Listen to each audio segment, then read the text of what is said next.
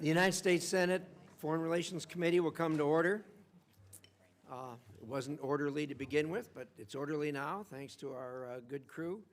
And we welcome here, as always, our Secretary of State, Marco Rubio, a distinguished alumni of this committee, and I know he's always glad to come back here and visit with us.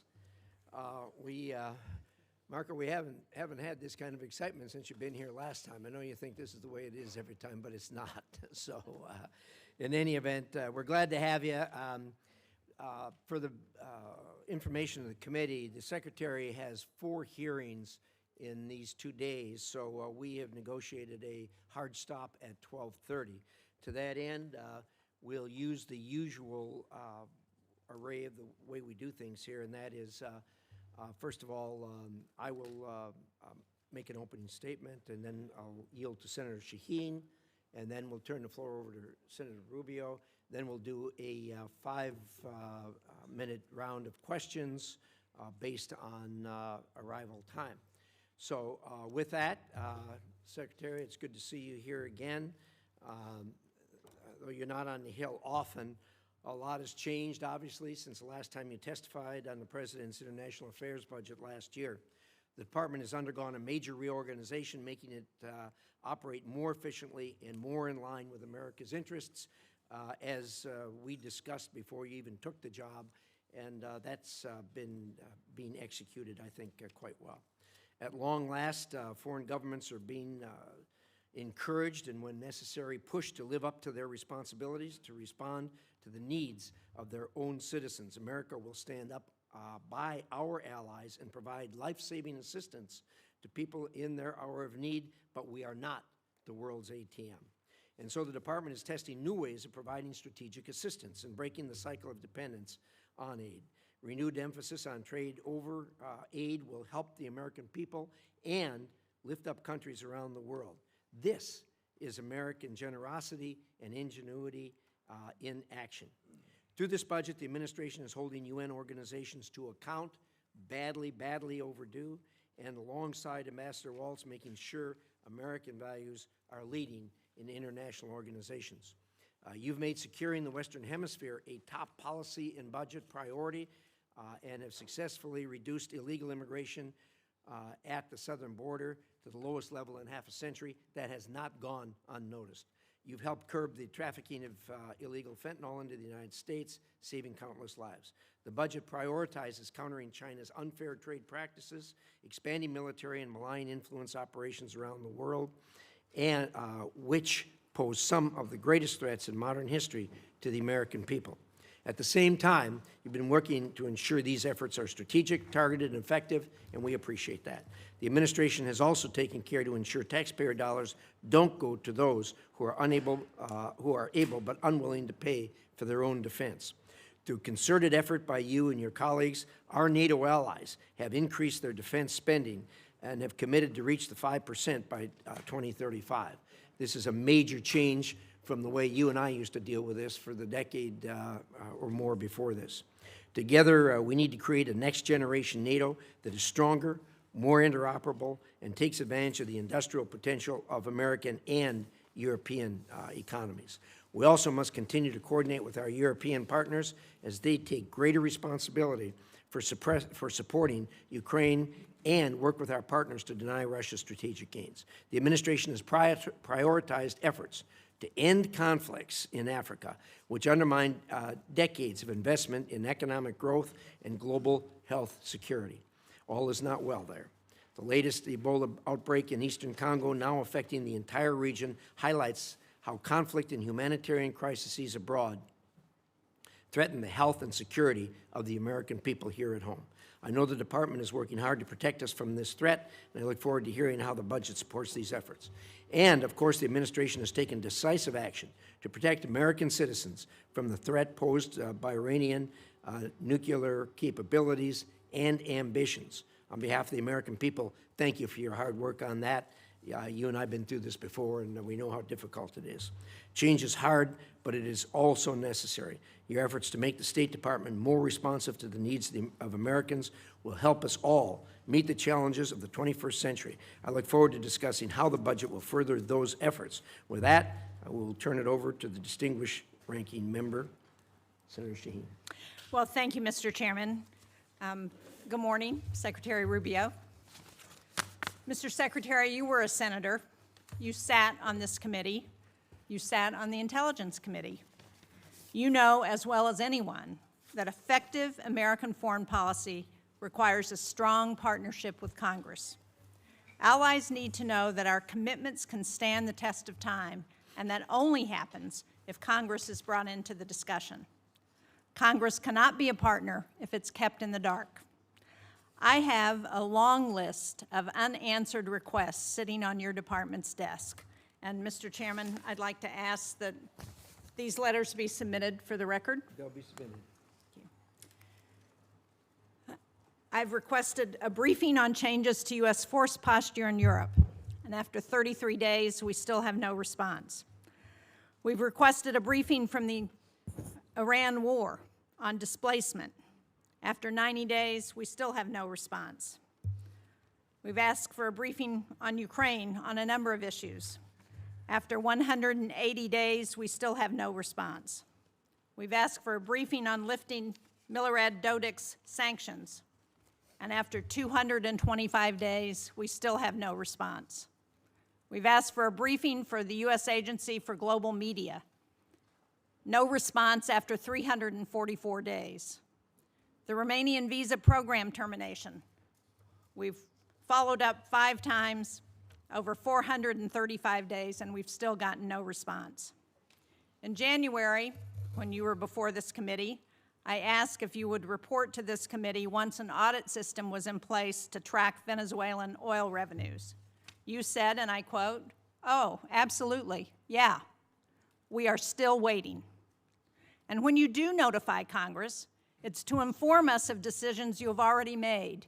That is not consultation, as you well know. That is not advice and consent. Congress has been clear on a bipartisan basis. We do not want to cede ground to China. Yet this administration is closing consulates and cutting funding in the Indo-Pacific. The same pattern extends to global health. USAID supported Ebola detection and prevention activities in DRC and Uganda for years. And we can see in this poster, even Elon Musk admitted that one of the things we accidentally canceled, very briefly, was Ebola prevention. Well,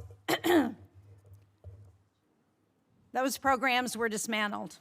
And today we have to screen for Ebola at Dulles Airport rather than in the DRC and Uganda more than 7,000 miles away. You're asking for a 44% reduction in the State Department budget. That includes eliminating funding to the World Health Organization. It includes eliminating all disease-specific funds in the middle of an Ebola crisis that's affecting Americans. Yet, no one from your department can explain to us why this is a good idea. You sent Congress one notification saying you needed $19 billion to close out USAID. Then you sent another saying you needed some of that money to respond to disease outbreaks. Congress has asked for an explanation, and we still have not received one. The same pattern extends to our alliances. I just returned from a bipartisan delegation to the Arctic. We are on the verge of losing the very alliances that we have built for decades because the president manufactured a crisis over Greenland. And nowhere is that clearer than with Russia. In 2017, you wrote, as a senator, that Vladimir Putin will never be a trusted ally or a reliable, constructive partner. But since taking office, you, the president, the vice president, Steve Witkoff, not one of you has been to Ukraine. And yet, your envoys talk to Putin on a regular basis. The president has invited him, given him the red carpet treatment on American soil. But yet, you won't come up here and brief Congress on any of it. And decisions Congress has made on Russia have been systematically undermined. Congress passed support for Ukraine. The administration has slow-walked it. And instead of sanctioning Russia, the administration issued oil licenses that have sent billions to Moscow. Congress has asked what this approach has produced. Russia has conducted 5 times more drone strikes on Ukraine since 2024. More U.S. businesses are being directly targeted than at any point in this conflict. And Russia is providing targeting intelligence to help Iran hit our facilities and personnel in the Middle East, while we're helping them fund this war. When I talk to my constituents, they ask for economic relief at home, not regime change in Havana or Caracas or Tehran. Instead, you sent Congress a war powers notification saying we are not in active hostilities with Iran, while the U.S. was conducting strikes against Iran and Iran was bombing U.S. embassies and bases throughout the Middle East. That was not consultation. It was an attempt to avoid answering to this committee and this Congress about this war. Congress has asked basic questions about the war. Why are roughly half of our Patriot interceptor stockpiles gone? Why does the Strait of Hormuz remain closed? Why is gas up $1.50? Why did 13 American service members lose their lives in this war? Congress deserves to know why, and Americans deserve to know why. Mr. Secretary, you would not have stood for this kind of stonewalling by the administration when you were a senator, and you certainly shouldn't stand for it as Secretary of State and National Security Advisor. Thank you, Mr. Chairman. Thank you, Senator. We'll now proceed to a round of 5-minute questions. I'm sorry. We'll try. Did you want to? We talked about that. Do you want one? We actually talked about that, but he thought that questioning might be easier. Why don't you go ahead? I have it in writing. You want me to read it? Give us your best shot. Okay. Well, thank you for having me here. There'll be a lot to talk about today, and I just want to remind everybody, you know, our foreign policy is one that's solely focused on the national interest of the United States of America, on the defense of our country, both its military defense and our security, but also our economic security and the vibrancy of our economy, our sovereignty, and our future.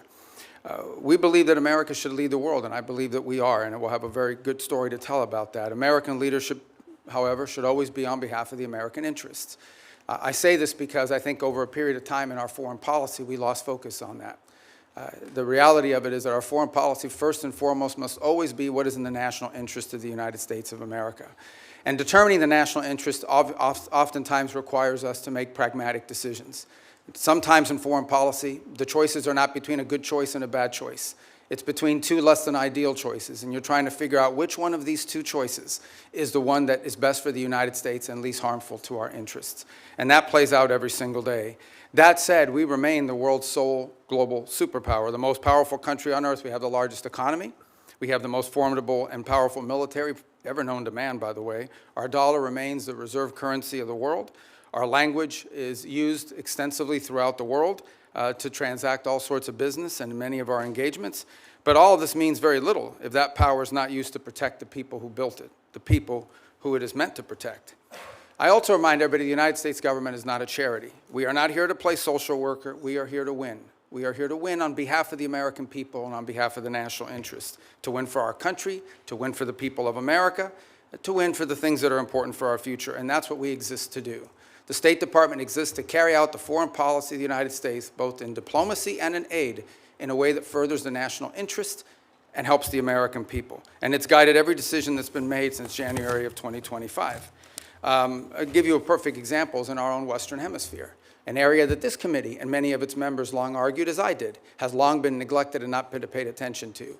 We now have in this hemisphere a coalition of friendly countries, over a dozen, who have aligned to work on not just the issues of security that we all have in common, but also economic prosperity that go hand in hand. It's an amazing story that basically, other than Nicaragua, other than Cuba, obviously other than Venezuela, remains with some challenges, and of course Brazil, although they're in the midst of an election cycle, and to some extent the current government in Colombia as well, at least the president's been problematic. But generally speaking, it is now a region filled with American allies, American-friendly leaders, and an America-friendly direction. Now, obviously, we have to operationalize that into action after 20 years of neglect, in which China and other global powers have intruded in our Western Hemisphere to the detriment not just of American national interest, but to the detriment, in our view, of the people of those countries as well. So these are important achievements, and one that I'm very happy about. I'm also happy about the way we've transformed foreign aid. In any transition, there will be, bumps in the road, but largely speaking, if you think about how those programs that existed in the past were failing us, the old model had to be replaced. And the foreign assistance that remains is being brought under the strategic direction of the State Department. So we're not just providing money, we are also seeking outcomes. It's not just how much money you spend on a program, it's whether you're getting outcomes from it. But it's also being guided with our strategic view in mind. And that means that we are able to provide aid not just all over the world, but specifically targeted at those most in need and those places around the world most important to the national interest of the United States. That will remain our guiding principle. That's been our guiding principle in our reforms. So, we can get into a lot of these details in our questions. The bottom line is that all this and more is a reflection of this belief that I outlined at the outset, and that is that foreign policy cannot be separated from economic policy, from border policy, from energy policy, from any of these other spheres that are critical to our national interest. A country that cannot build ships or produce medicine, or control immigration, or access vital resources, cannot defend its people, cannot defend its interests, and cannot defend its way of life. So our foreign policy continues to be reoriented around the real foundations of national strength. This budget is yet another step, I believe, in that direction. Obviously, the appropriators here will have a huge say on the outcome of what that budget ultimately looks like, as we don't anticipate that for the first time in modern history, Congress will just take up our budget and pass it. We think it'll go through some substantial reforms along the way, and we look forward to engaging you like we did last year to produce what we think is a very good spending bill at that time. So anyways, I look forward to your questions. At least that's what it says here. I'm not sure if I really look forward to your questions. I look forward to probably half your questions. Thank you. Thank you, Secretary Rubio. We will now do a round of questions, 5-minute questions based on order of attendance. And I'm going to start, and I'm going to say thank you for the work you've done with respect to Iran. We all of us that have worked on this for years know how frustrating that is, how difficult it is to work with this regime who've sponsored terrorism, kidnapping, and killed thousands of Americans for the last 47 years. Thank you for doing something about it. I know you and the President are doing all you can to ensure this comes to a close sooner rather than later. I wonder if you could give us at least a brief update on where we are. Well, first let me remind everybody that while I've not been before this committee since, I believe, February, when we briefed on the Venezuela operation, I have appeared on multiple occasions here, both in my role as National Security Advisor and Secretary of State, in both all Senate briefings multiple times, Gang of 8 briefings, Gang of 16 briefings. So we've talked about this topic with some of you in those settings in the past, or you've heard from us. Let me just lay the predicate here, okay? Iran's desire to build a nuclear weapon was going to be effectuated behind a conventional shield. They were going to build for themselves so many missiles, so many drones, so many conventional weapons, including a Navy, that at that point, there's nothing you could do about it. What they tried to do is they were going to try to build a conventional shield and hide behind that conventional shield and basically say to the world, if you come and do anything about our nuclear program, we will overwhelm you with missiles, we will overwhelm you with drones, and we will overwhelm you with our Navy, and you will not win. You will not be able to do anything about it. They were seeking that point of immunity, which is why the President chose to act, to deny them that point of immunity. Operation Epic Fury, some of you didn't like it, some of you did, was highly successful in achieving its military objectives, which is dramatically reducing the defense industrial base of Iran, the ability to build these missiles and to build these drones, especially the missiles program, substantially degraded. A substantial percentage, and I'll leave the exact numbers to the Department of War because I'm not a general and I'm not here to speak as a military planner, but a substantial degradation in the number of launchers that they have as well. They still have a lot of drones because these are easy to make. We all know it's not an Iran challenge. This is a global challenge, and it's playing out every single day around the world. I mean, Mexican cartels are using UAVs against each other. And we should imagine at some point may even use it against our interests. So this is a pervasive problem around the world. The economics of it are something we have to solve for. But nonetheless, even their drone building capability has been eroded. Today, there is no Iranian Navy. There is no such thing. There's a bunch of Boston whalers with machine guns on them, but there is no Navy. There is no Iranian Navy. It lies at the bottom of the ocean and will soon, within a number of years, be prime fishing spots because they'll turn into reefs. So my whole point is that the Iranian conventional shield has been substantially eroded. eroded. Now, in the aftermath of that, two things have happened. The first is they entered into a ceasefire. They agreed, we agreed to stop. But part of that agreement was that they would reopen the straits. They did not, at which point the president decided, and I think appropriately, we can't have a world in which only Iranian ships get through the straits. And so if they're going to shut down the straits for everybody, we're going to shut down the straits for them. And we have done that through a very effective blockade, and by the way, through the seizure of sanctioned ships in the Indo-Pacific as well. The cost to Iran every single day in lost revenue is in the hundreds of millions of dollars that they are losing in lost revenue that they're not generating as a result of that. Now, we are in talks, and I say talks because talks with Iran are not like talks with Switzerland, okay? They're very different.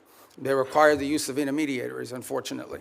But there is the prospect before us, which could happen today, it could happen tomorrow, it could happen next week, that for the first time, certainly in my memory, they have agreed to negotiate aspects of their nuclear program that just a month ago, or just a year ago, they were refusing to even mention, much less enter into discussions about. That is not a guarantee that ultimately it will lead to a deal that's acceptable to the Senate or acceptable to the American people. But we'll be able to engage them in a process to truly test the proposition of how far they're willing to go. Complicating that process, unfortunately, is their internal regime is somewhat fractured in the sense of it takes days to get responses from their system. We can go into more depth in your follow-up questions.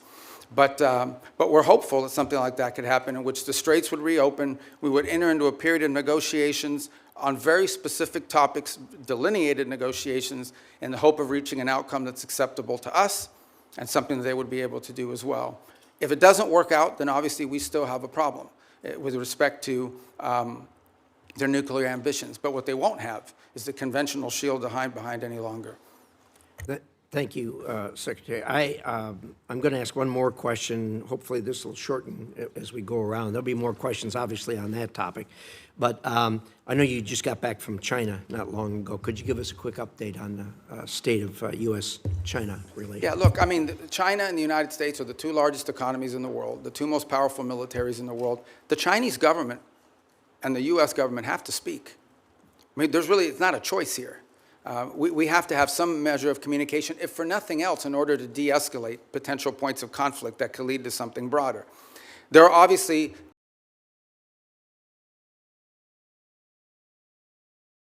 which we are going to have struggles, not just for years, but perhaps for decades. We recognize this. But I think as much as anything else, we have to recognize that the United States and China have to be able to have points of dialogue and speak to one another. As I said, for no other reason than to be able to have a communication channel. I think in our meetings, it was abundantly clear which are the areas that we do not have strong alignment or agreement on. We understand that there are areas in which long-term we're going to have some real challenges, whether it's supply chains. Put it to you this way. Let's leave China aside for a moment. The United States, and I would argue the world, cannot depend on one country for 90% of anything, especially 90% of things that are critical to our economies, not from our weapon systems to our pharmaceuticals. We just can't live in a world in which we rely on anybody for 90% of what we get in one sole source that could be cut off at any time as leverage against us or punishment or in a time of conflict. And so we are actively searching and have plans in place, and we're implementing these to diversify where we get critical minerals, where we get our supply chain, secure that supply chain. And obviously the Chinese would like to retain their monopoly position in some of these. This is going to be a long-term issue that we're going to have to continue to confront and work on. Work on that continues even while we are engaged in the ability to dialogue and speak to them, because we have to. It's responsible, and we truly have no choice but to be able to do that. It's to their benefit and ours, and I would argue to the benefit of the world that these two countries are able to speak to one another. Thank you, Secretary. And I think your comments about the supply chain and the critical minerals and everything else that's in the bottleneck, these are things that are relatively new to us. They've always been there, but COVID underscored that. And then, of course, the Ukraine war brought it out even more. And appreciate your remarks. I think everybody at this dais knows we are, as a nation, looking at that. With that, Senator Shaheen.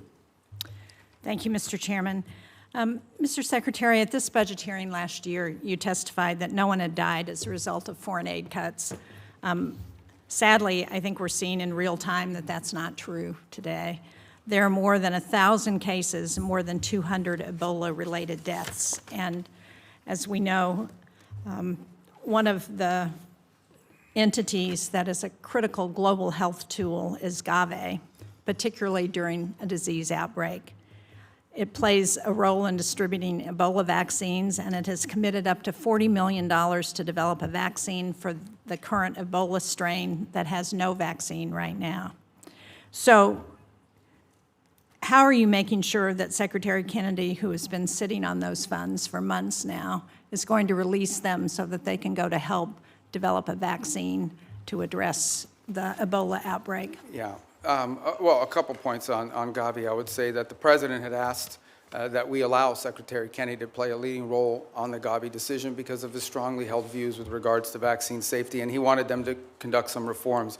I actually talked to Senator Schatz about this last week as well, and so the State Department's going to be re-engaging. I'm not here to tell you we're going to yank this thing and we're not going to listen to his points of view, but the State Department a few weeks ago made the decision that we were going to re-engage on this issue of Gavi, respecting what HHS views on it are as well, and we want to take their input, but we'd like to get this issue resolved in an outcome that's acceptable, both to Congress and also to our goals on global health. So it is an issue. As I said, I wouldn't use the word defer, but we have certainly allowed him to play a leading role in determining what we're going to do next.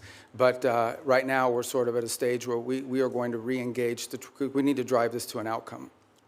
I couldn't agree more, and so do you commit to using the $2 billion that Congress has appropriated for global health to actually help fund global health security? Well, we do fund global health security beyond Gavi, by the way, and we can talk about that. We can talk about the compacts, I think 32 that we've now entered into with countries all over the world. We have a new agreement with the UN as well that they're very happy with. The Global Fund, we've hit our cap. We are at our 33%, and we've actually been able to attract additional donors from around the world to contribute to it. On this specific item, I would say, we intend to get this resolved. We want to get this resolved. It's an important part of our matrix. We will follow up, and I hope you will share with this committee as soon as you get it resolved. I want to go to Russian oil sanctions and general licenses, because President Trump gave Russia a lifeline, allowing it to sell oil globally through licenses issued by the Treasury Department. While I think the administration should have known that the Iran war would make Russian oil more desirable, they decided to remove the stigma on that oil and give an extra windfall of cash to Putin. So can you let us know whether you believe or whether you will support extending those licenses, when it comes back up mid-June? Yeah, a couple points. First of all, the two things have happened. One is actually the U.S. production and U.S. playing a role in the global energy supply has increased. I think we had our largest amount of exports from the United States we've ever seen. So we've also benefited from this, and our energy dominance has really come into play. The Russian waivers were a decision. These are the policy, the underlying policy remains on the sanctions. What has changed is these time-limited extensions to sort of try to alleviate the global, But the problem we're facing too is there's a contagion potential, and that is that at some point we can do strategic reserves, we can do some of the other things that we've done to sort of alleviate global supply, but at some point you have to ensure, and this is not so much for us. At the end of the day, our economy is not in need of it, but there are other economies around the world that have benefited from this. So these are time-limited extensions that ultimately at some point will expire. We've certainly benefited China and Russia's economy.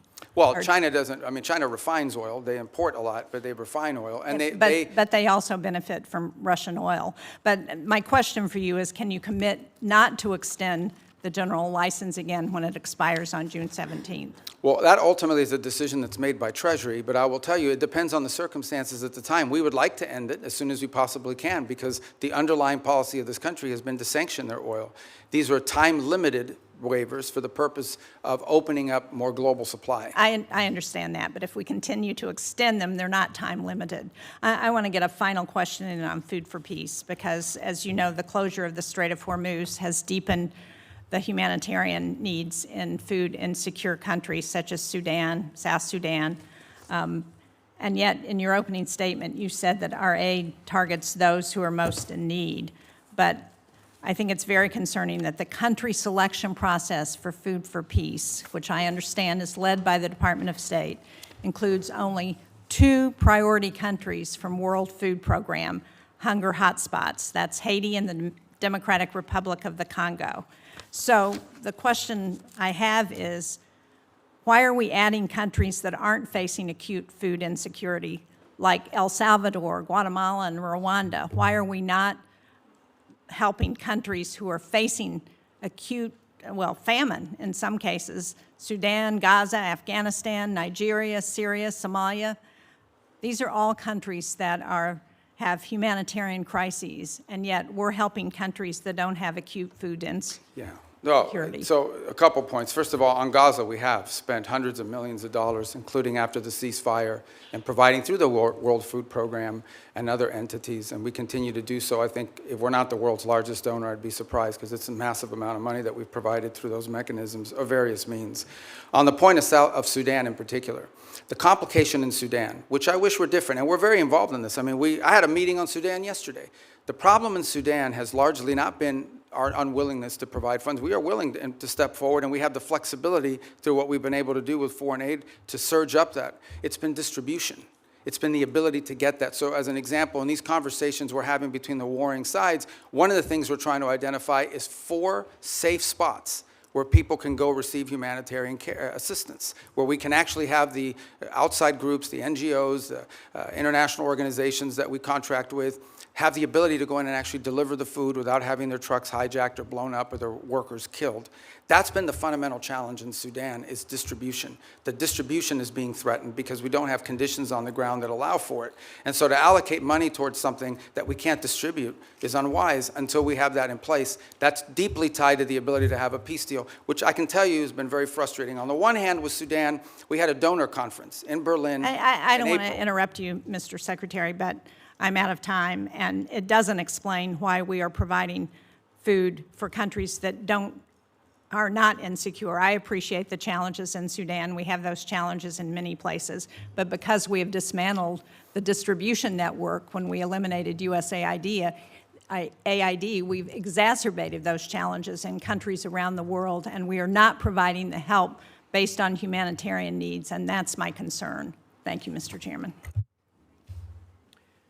Senator Ricketts. Thank you very much, Mr. Chairman. And Mr. Secretary of State, thank you for being here. Really appreciate it. Good to see you. Communist China is trying to win the AI race, and they will use it, for example, to dominate our military if they're able to do that, and so many other ways. A world where Communist China is dominant in AI is very bad for the United States and for the entire world. That's why it's critical that us and our allies cannot lose this race. Semiconductor supply chains, particularly semiconductor manufacturing equipment, SMEs, are critical to winning this competition. It's one area that Beijing is spending billions and billions of dollars to be able to produce chips in China, and they've failed to be able to produce those high-end chips so far. President Trump understands this better than anyone because the Trump administration was the first to utilize export controls on SMEs to slow down Communist China's advanced chip-making industry. Since that time, key allies and partners have also imposed controls on SMEs to China. However, their controls have not been as restrictive as U.S. controls, and this has allowed certain foreign countries to backfill the Chinese market with critical dual-use tools. Secretary Rubio, do you agree that export controls on SMEs are critical to maintaining our technological advantage over Communist China? It is. It's actually where it's most critical is in the high end. The areas, that are not legacy, that are broader than, and that allow for that. I think on the broader point of AI, we share your view. One of the initiatives that I think Jacob Helberg's done a great job with at the State Department is Pax Silica, in which we signed up all these countries around the world. I think we're up to 13 or 14, and including ourselves and others who hope to join as well, in which we can create this global consortium for all of the elements of the AI supply needs. It's not just the innovation, it's obviously access to the minerals and the critical elements necessary in order to produce these chips and all the things that it will take to lead the world in AI. I think it is safe to say the United States right now is a global leader on AI. I think it is also wise to say that that lead is not irreversible. It has to be sustained, and there will be a real challenge in sustaining it. and we're going to have to stay focused on it. The good news is I do think we have a system of global alliances that view it the way we do. And we want to lead on it because it's not just about leading the technology in AI, it's about also leading in the standards that will govern how AI is used. I don't want to monopolize this conversation on this point, but it's one that I think the Senate should think about because I know we're starting to think about it. AI will have very positive impacts on our economy and societies. It will also have some detriments. There will be white-collar jobs in this country that will be impacted. And I think we have to start thinking not simply about the impact that AI will have on those jobs, but the societal pressures that will create, not just in the United States, but in economies all over the world. Much like industrialization and automation did, it will make the worker more efficient and more valuable, but it will eliminate some jobs, and those jobs will have to be replaced with new jobs or new skills. That's not just an economic issue, that is a political issue. That, over time, could destabilize societies all over the world. So we have to start thinking about AI in those terms as well. You mentioned our allies. Shouldn't they have to follow the same sort of standards U.S. companies do when we're limiting the semi-manufacturing equipment that's going to Communist China? And that's our hope, is that we can create people that we can create a coalition of nations that understand the danger in this. And they're running through the same, some are better than others, but they're running through the same problems that we run into. And that is companies ultimately want to sell to the markets, and China's a large market. But I agree, and that's one of the goals behind Pax Silica, is to create unanimity or consensus behind that thinking. Well, Mr. Secretary, that's why I recently introduced the Match Act with Senators Kim, Risch, and Schumer to level the playing field. This bill would provide the State Department with the leverage in ongoing negotiations with our allies to align those controls. And if agreement cannot be reached, it would ensure that foreign companies cannot sell the very choke point technologies that we have restricted. So I hope you'll support that as we move forward on it. One other thing I just want to hit before my time runs out here is that I was the co-sponsor of a bill to create the U.S. Foundation for National Security and Counterterrorism. This is a foundation that would be a public-private partnership. It would help counter traffickers and insurgents operating in ungoverned spaces around the developing world, such as Africa. The State Department, however, has not, for over a year and a half now, launched this foundation, and I'd encourage you to work expeditiously to implement it. I think this is something that, as we're talking about, especially the continent of Africa, can be very helpful to making sure that we're not only helping conserve the environment and helping animals, it's bad for terrorists. Thank you, Mr. Chairman. Thank you. And look at that, I kept it in my time. Good job. Can you do as well, Senator Murphy? I'll do my best. Thank you, Mr. Chairman. Thank you, Mr. Secretary, for being with us today. Despite the differences that existed between Republicans and Democrats prior to this administration on how to approach Iran's nuclear program, the theory was basically the same, that we were going to impose significant harm on the Iranian economy in order to force them to the table to negotiate. What is happening now is fundamentally different. This war and the administration's decision to blockade has now held the entire world economy and the U.S. economy hostage to the ability to negotiate an agreement with Iran. This is why the entire country is seized by the question of when there will be an agreement, because apparently until there is an agreement, the Strait of Hormuz remains closed. There is a cost to the Iranian economy, but now there is a devastating cost to the U.S. economy. It has been indecipherable, the information coming from the administration, especially in the past several weeks, as we get signals that a deal is imminent. The president said yesterday he's bored by the negotiations. He doesn't care whether we get a deal. Very briefly for a picture. I think it's really important for us to understand what your bottom lines are, what you're asking for in this negotiation, what commitments you need Iran to make in order for you to release the blockade, and we hope for them to release the blockade as well. So give us a little insight into what your bottom lines are, what is going to get the strait reopened, because this is kind of the only question that matters for American consumers right now. And every day we get wildly different signals from the president as to whether he even is engaged in this question as to whether the strait is going to reopen. Yeah, I think your question gets right to the heart of the matter. So I think it's a good question. Let me first bifurcate two things. The only reason there's a blockade, the only reason why there's a U.S. blockade is because Iran has closed they're firing on commercial ships, and they've mined large segments of Hormuz, international waters. And so the blockade is only against Iranian ships. And it's very simple. The notion is if no one's ships are going to get out, then Iran's ships aren't going to get out either. We can't live in a world in which they get to close the straits and tell everybody, pay us a toll or we'll blow you up, but their ships get to go out unfettered. So that's the reason why there's a blockade. There wouldn't have been a blockade if Iran had agreed to do what they said they would do when the ceasefire kicked in, which is they were going to open the straits. So let me just focus on the straits for a moment. Number one, what they're doing is unlawful and illegal. There isn't a country on earth, other than Iran, and maybe Oman that flirted with it, who's in favor of what Iran is doing in the straits. The Chinese are against it. The Russians are against it. Everyone is against it. The whole world is against it. So condition number one is they have to reopen the straits. And reopening the straits means the following. Ships can sail through international waters the way they can do through other choke points around the world without being fired upon, without paying a toll. That's condition number one. But the strait is closed because of our decision to invade Iran. This is a consequence of our military action. So I guess I'm not interested in litigating that question. We all know why the strait is closed, because you took military action against Iran, and we knew ahead of time that that would be their likely response. The question is, how are we going to get it reopened? Are you going to drive a bargain that is so tough and so hard that the strait remains closed? So how are we going to get it open? The first thing, that is a predicate to anything else happening. The straits have to be reopened. So the way to think about it is this. If Iran wants to be able to move its oil again through the strait, they will have to reopen the straits. If they refuse to do so, then we have other options available to us, but we would prefer to negotiate the opening of this, which means tell us about the negotiations. What do you need from them in order to get the strait reopened? We need the strait reopened tomorrow. Well, what needs to happen is very simple. They need to announce that they will no longer fire on commercial ships that are going through or threaten to fire on ships, because in many cases, ships just won't move. They won't go, not because they got fired on, but because of the risk of being fired upon. And so they have to announce very clearly, the straits are now open, we're not charging a toll, we will help remove the mines that they put in there, and they will not fire on ships. But the president says they also need to make commitments on their nuclear program. That's what I'm asking.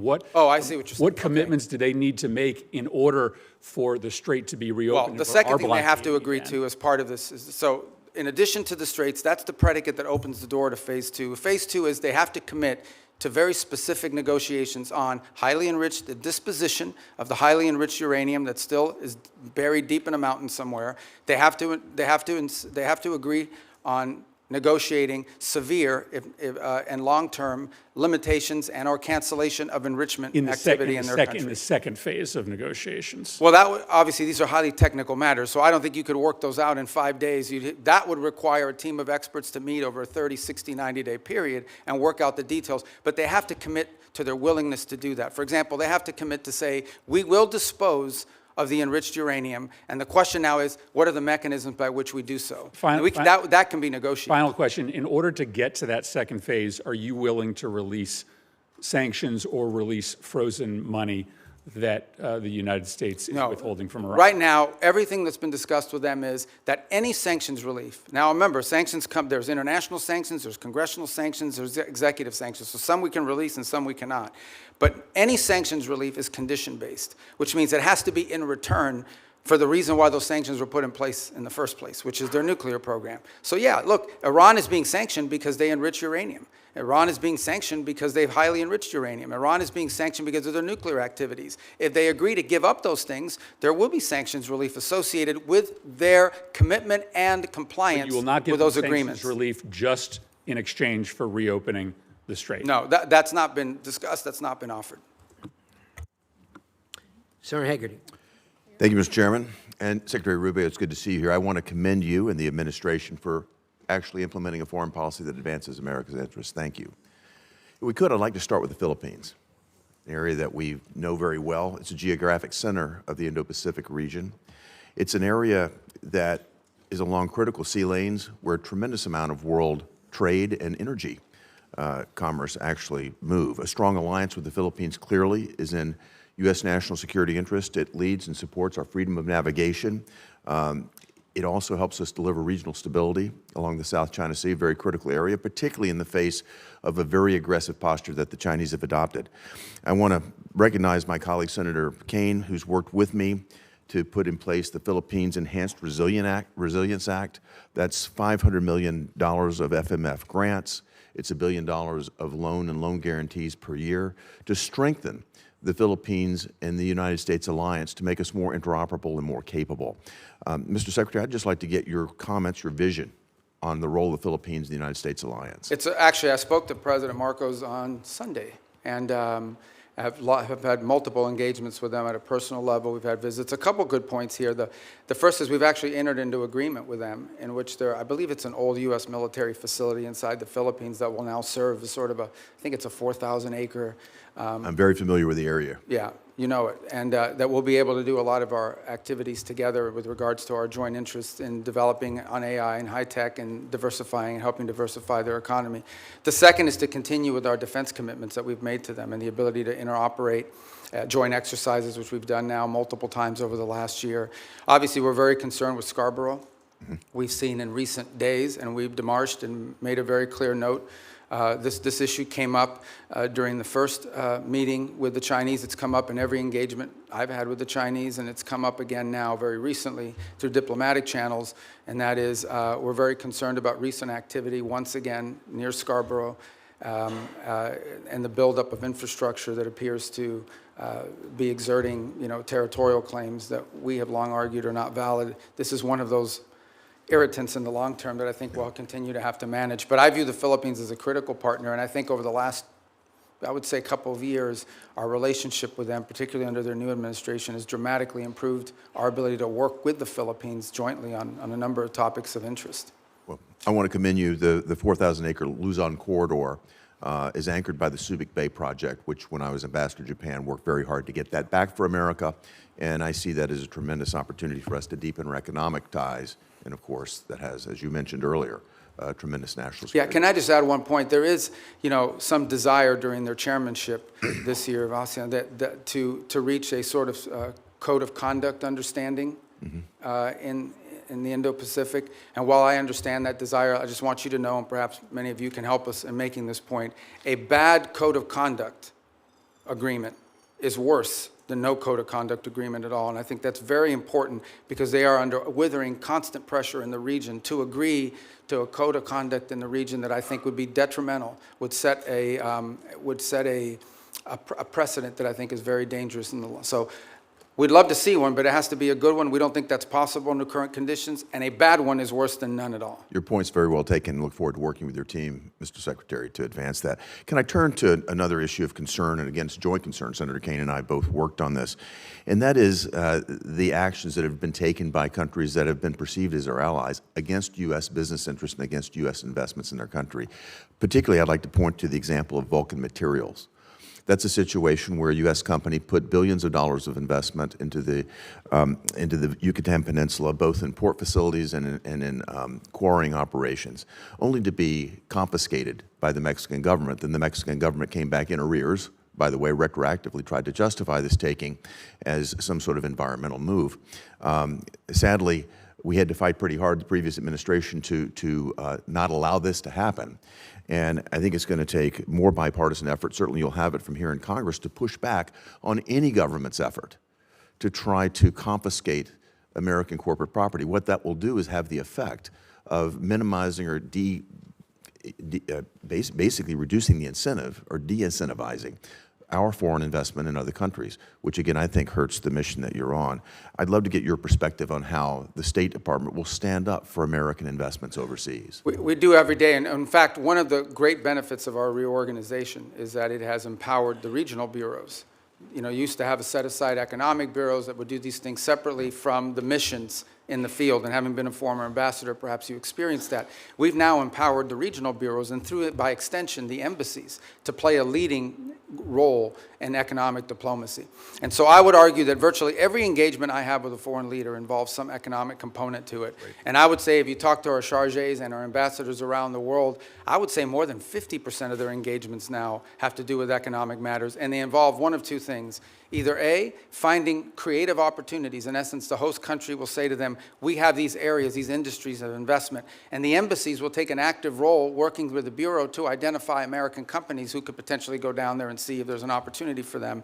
And the second is what you just pointed to, and that is protecting existing American investments.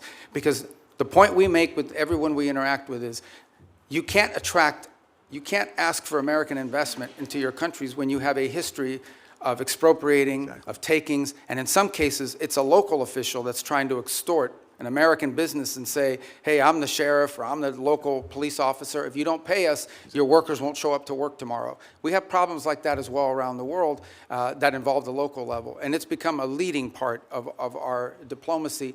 And it's happening at the embassy level, which is where I think it really needs to be led. That's where your field generals are, and I applaud the sea change, and you know you've got support on a bipartisan basis here in the Congress to move this forward. Thank you, Mr. Secretary. Thank you, Senator Hagerty. Senator Kane. Thank you, Mr. Chair, and thanks to Senator Hagerty for mentioning our work together in Philippines and Mexico. Mr. Secretary, you won't be surprised that I'm going to ask you about the Western Hemisphere. You and I traded the gavel and the ranking on the Western Hemisphere subcommittee when you were on this committee, and that was good, productive work. I want to ask you about Operation Southern Spear, the operation to strike boats in the Pacific and the Caribbean, that dozens of operations have now killed more than 200 people.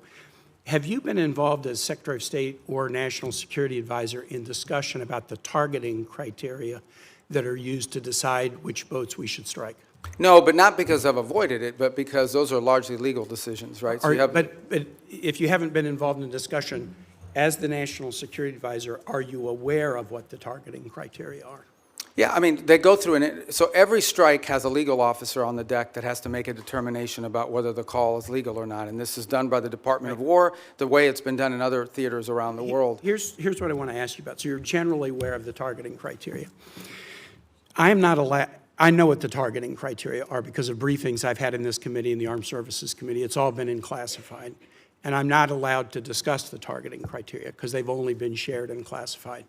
But I don't think I'm prohibited from describing things that aren't targeting criteria. So I'll give you an obvious example. Everyone on the boat is right-handed. That's not a targeting criteria. It would be ridiculous. Everyone on the boat is what? Everybody on the boat is right-handed. That's not a targeting criteria. It's obviously not a targeting criteria. It would be improper for it to be a targeting criteria. Here's one that's not so obvious and that surprised me. There's evidence of narcotics on the boat. That is not a targeting criteria. I have been briefed on Southern Spear since the first operation on September 2 and most recently within the last couple of weeks, and I've asked again and again, have the targeting criteria changed? No, they have not. What are the criteria? Here's what they are. I can't describe it here. But the presence of narcotics on the boat has never been a targeting criteria. Would you have any ability to explain? And the administration could have picked that as a targeting criteria. They chose items that were targets, that authorized the use of the U.S. military to sink boats and kill people, but they have not used the presence of narcotics on the boat as one of the targeting criteria. And I would suggest to my colleagues, if you go look at the individual files of all the strikes, and I've looked at the first 46, they are consistent with what I've just said about something that's not on the list of targeting criteria.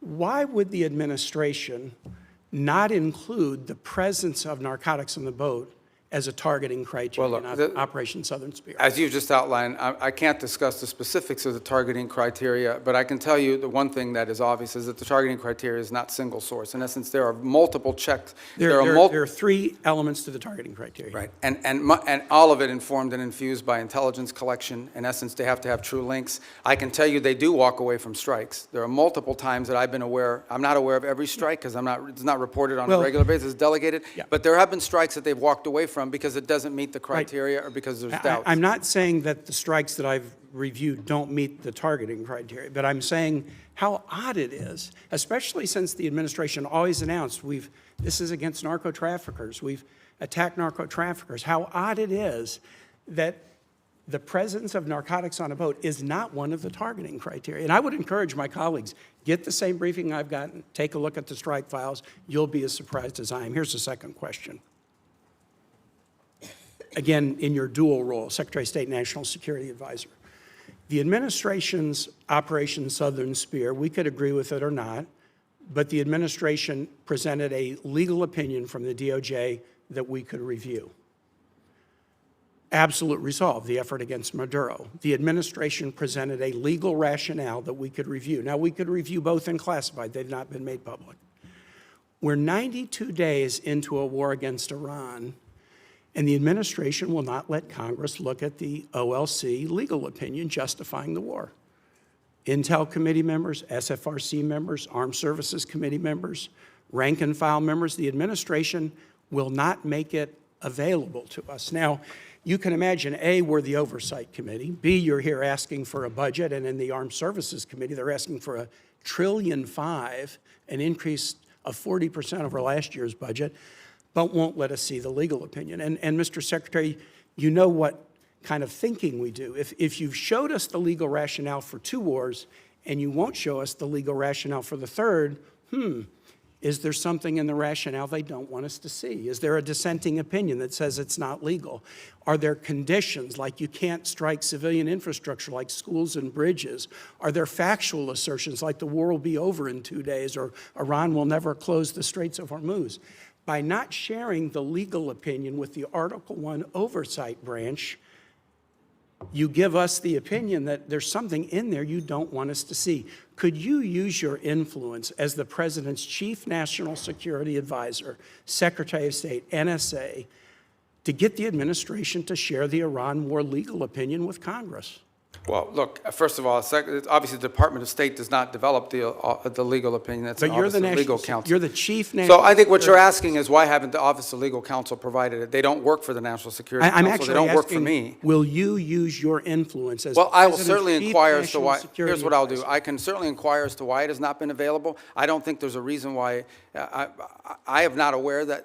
In fact, my understanding is they have provided documentation to the committee and Not the opinion. as part of the war. Not the opinion. Well, that's different. And you wouldn't accept that. All right, well, let me You're take sitting that on back this and ask side the of Office of dais. Legal Counsel. But it's certainly, they provided the legal rationale for the strike. You're asking for the actual written opinion the way it was Which in the they other. provided us All in right, I Southern understand. Spear and Absolute Resolve. I'll Thanks, take Mr. that Chair. back. Thank you. Senator Lee. Thank you, Mr. Chairman. Thanks, Secretary Rubio, for being. You look like rickets. I apologize. This threw me off a second. Well, look, bald is beautiful, and we new cock. can't help that. But thanks for all of your efforts. You are a very effective spokesperson for not only President Trump and the administration, but for the United States, and I'm grateful for that.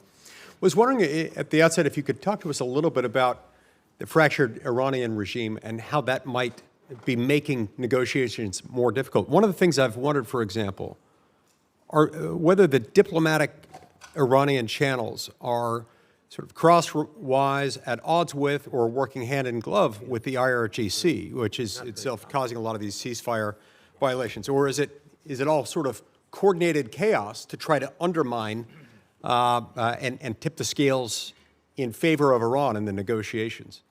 Yeah, that's a great question.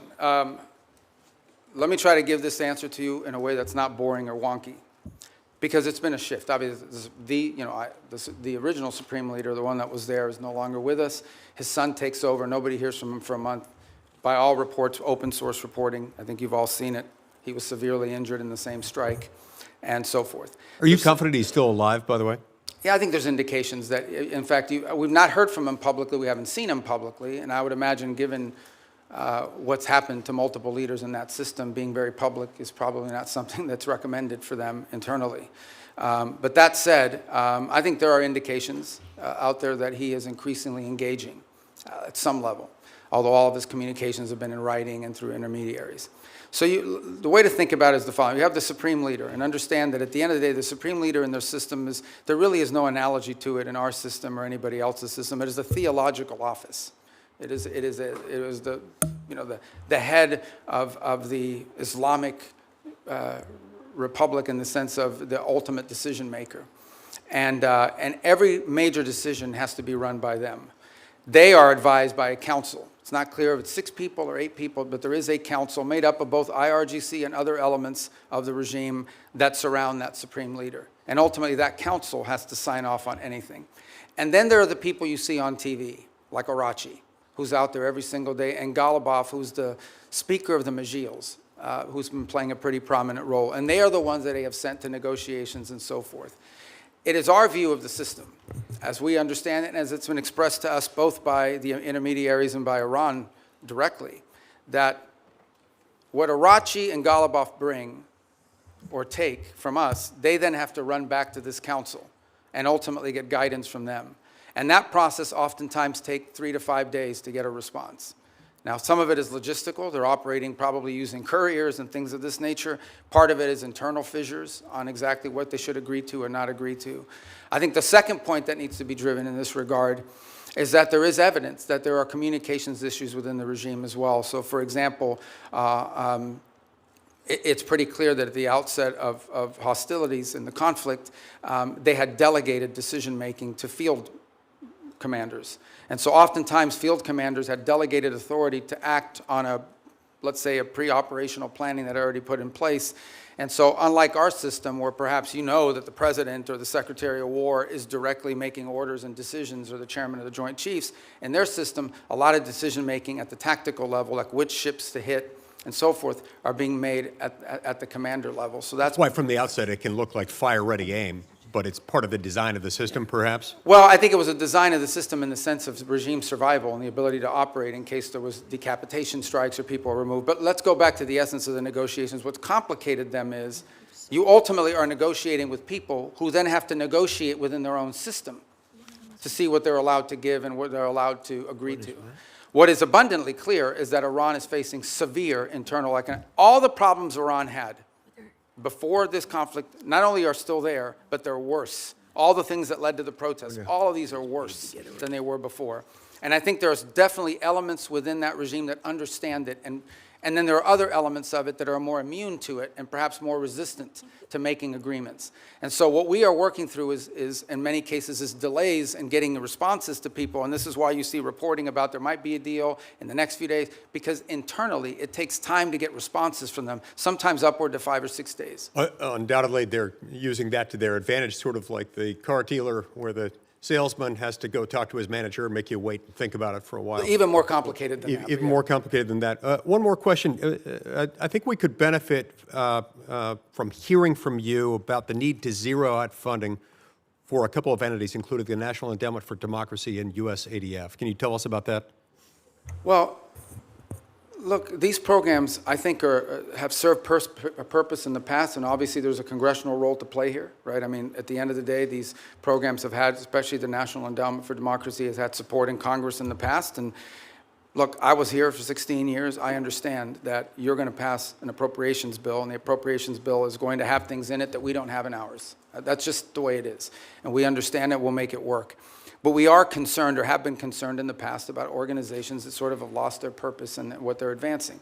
And at the end of the day, look, we have a lot of resources. The United States is the richest country in the world. We have the largest government budget in the world, but we don't have unlimited resources. We still have to be able to strategically spend our money. And the State Department, you know, when I took over, a lot of people are like, oh, that's a mess. State Department's not that big. The majority of our employees are local hires overseas. We have, you know, foreign service officers, career civil servants, but compared to some of these other agencies that are out there, we're not that large, and yet we have a global footprint. We're really, other than the department, I would say beyond the Department of War, we're the only ones that are present almost everywhere on the planet. So we have limited resources, and we have to be able to allocate those resources in ways that are driven by the core mission of advancing our national security. And oftentimes that will mean that things we have paid for in the past, we can't continue to fund. Because there are other things. It might be good, but there might be something else that's more important and even better. Other cases, we may still spend money on a purpose, but we want to be driven not just by, we don't want to be judged just by how much money we're spending on something. We also want outcomes for it. We want to show outcomes. That's been the goal behind these MOUs, these compacts with the 32 countries that we've entered into in a week plan, is we're not just trying to solve the disease problem this year. We're trying to build the local capacity so that 5 years from now, they won't need aid anymore because their local systems can handle it. I'm saying 5 years, some countries may take 10 years. But nonetheless, that's the goal, and it's been very well received. Thank you. Thank you, Senator Lee. Senator Merkley. Thank you, Mr. Chairman and Mr. Secretary. Good to see you. As Senator Shaheen noted, you've expressed that no one died as a result of the sudden shutdown of AID. And I did ask you last time you were here about that, and I won't repeat all that, but I want to note that the folks who study this at the schools of public health, the Harvard Chen School, the Boston University School of Public Health, estimate that over 500,000 children have died from that sudden shutdown. I want to kind of put a note on that. If you were to walk across this country, you'd see one dead child equivalent every roughly 30 feet. That's the level of carnage. I know you disagree with that, but many experts who are in this field, that is their estimate. And I hope you'll ponder that as we strive to rebuild our programs related to malaria, tuberculosis, AIDS, HIV, nutrition, and certainly infectious diseases like Ebola. I wanted to turn, though, to Taiwan. It's an area that you and I worked on quite a bit together when you were here, including the Taiwan Relations Reinforcement Act and the Transnational Repression Policy Act, the Hong Kong Economic and Trade Offs Certification Act. And I'm very concerned about the President's comments on his recent trip. He noted that arms sales to Taiwan are a, quote, very good negotiating chip. And when he was asked about how much he talked about arms sales with China, he said, we discussed arms sales, quote, in great detail. The 6 assurances included that arms sales to Taiwan would never be a negotiating chip. My concern is that the President now has kind of accentuated the arms sales by not approving, not putting the stamp of approval and completing the arms sale that Congress has already funded. That this sets the stage for China to very much proceed to pursue more aggressively their effort to incorporate Taiwan into the broader framework of China, including extinguishing Taiwan's democracy. So I'd just like to hear your thoughts. Hopefully there's a path here that will re-accentuate our support for Taiwan's democracy. Thank you. That's an important question. So let me first say on Taiwan, and I think I made this point myself, either on the trip in China or thereafter when we returned. There's been no change to U.S. policy towards Taiwan. I think there's, obviously the Chinese side would like to see a change in the verbiage, but no change has been made in that regard. The second point I would make is, I believe in December, I know in December of this year, we did approve an arms sales, I think $11 billion. I think it's the single largest arms sale ever. It was a huge sale to Taiwan. This was just last December. I think it's more than the totality of the 4 years under the Biden administration. And I would recall that there were a 6-year period of time under the Obama administration where there were no sales to Taiwan. There is a second pending sale, which I think is the one you're referring to. It's the $14 billion one, and that remains under review. But we just did one in December. So I don't think it's, and I'm not saying you're saying this, but I don't think it's fair to say that the U.S. is not providing it. We just had a massive arms sales, and it was so big and so noticeable that the Chinese became very aggressive about it in some of the incursions they undertook as a result of it. And as I said, it was more in one sale than we did in the entirety of the Biden administration, if I'm correct, and I think I am on that point. So, but the most important thing to understand is we want to see the status quo preserved, as is at this moment. That's our policy. That's what we've said. That's what we continue to say. It's a very, as you know, a very delicate relationship to balance. But our policy on Taiwan is not changing, and it did not change on this trip. Another issue that you and I worked on was the Uyghur Forced Labor Prevention Act. And it's really been the most effective strategy for saying that products produced by slave labor will not be admitted into the United States. And we've turned down a lot of products from China, but then they're transshipped, often just into Canada. It would be a far more effective policy if Mexico, Canada, and Europe were to join us. Is that an objective you can pursue in your role? It is, and as you said, it's an enforcement challenge. I think the initial enforcement was easier because it was more straightforward. I think the transshipment issue makes it harder because it requires more paperwork, more due diligence, and frankly, in many cases, some of it is obscured. But I want to make this point. There's clearly a humanitarian aspect to it. There's clearly a humane aspect to forced labor, which is horrifying. separate but related, there's an economic aspect to it. It is also, I mean, unfair competition for our companies to have to compete against someone who has free labor, basically compelled and forced labor. So we've made the argument on two fronts. Not just is this immoral, but it is and horrific, but it's also an enormous economic disadvantage, not just for us, but for companies all over the world. As you can imagine, depending on the country, some are more willing to lean in on these issues than others.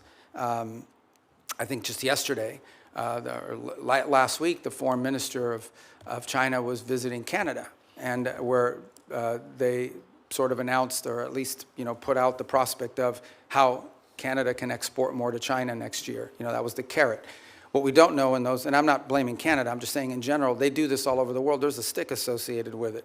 And I would imagine that China's putting, I know that they put tremendous amount of pressures on countries around the world not to comply with restrictions like the ones we put. I agree. If we got Canada and Mexico to agree, given our current trade arrangements, it would make it far more effective.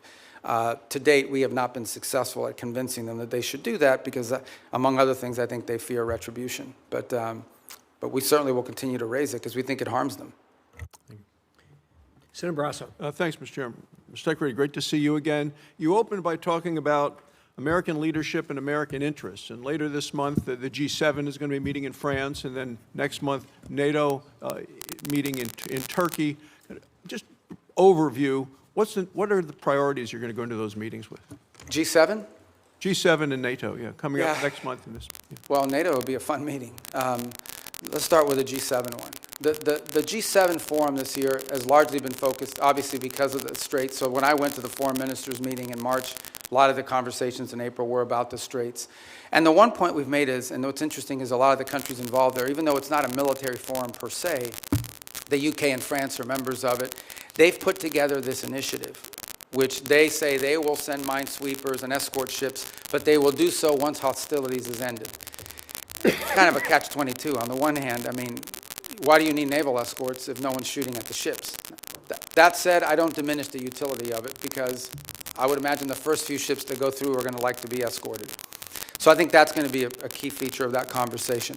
I think there's a shared interest in all these countries on rare earth minerals and supply chains generally. I think there is a growing global consensus, and we had a great, maybe a few of you had attended part of it, we had a great ministerial here earlier this year on rare earths and supply chains that brought in dozens of countries, and all the G7 countries were represented at it. And so I think that's going to be a feature here is how do we diversify the global supply chain on anything from rare earths to pharmaceuticals? There's growing consensus, so I think that point will be quite dominant. And then given the makeup of who's in the G7, the Russia-Ukraine conflict will always come up because obviously it directly impacts at least 3 or 4 of those members who are on the continent. So we will also, and I don't recall exactly who the French have invited, but in addition to the G7, they'll always invite 2 or 3 other countries to attend. I believe Ukraine has been invited, if I'm not mistaken. There's usually a couple other countries that they'll invite that are not members of G7. But I think those issues will dominate depending on where we are with the Straits, and then clearly the critical minerals and supply chains has been a key focus of G7 actions. The last point is, I think there's been an interest and I think Canada deserves credit for this. The Canadians have really taken a lead, and we've been very supportive of this, in highlighting places like Haiti. And as a result of these G7 meetings, we've actually had a number of countries in the G7, including Japan, step up and contribute to the effort there.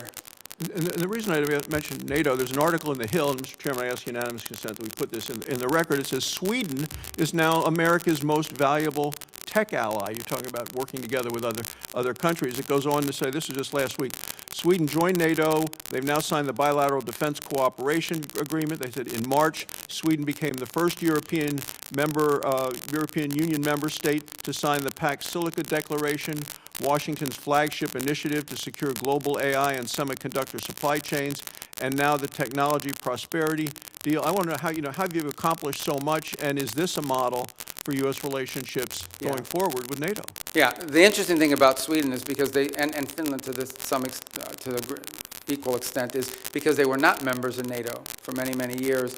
they had a self-sufficiency in their defenses. And so now that they've joined, they've actually added to the equation. I'm not here to beat up on any specific country, but generally speaking, the countries you added to NATO were countries that needed from NATO.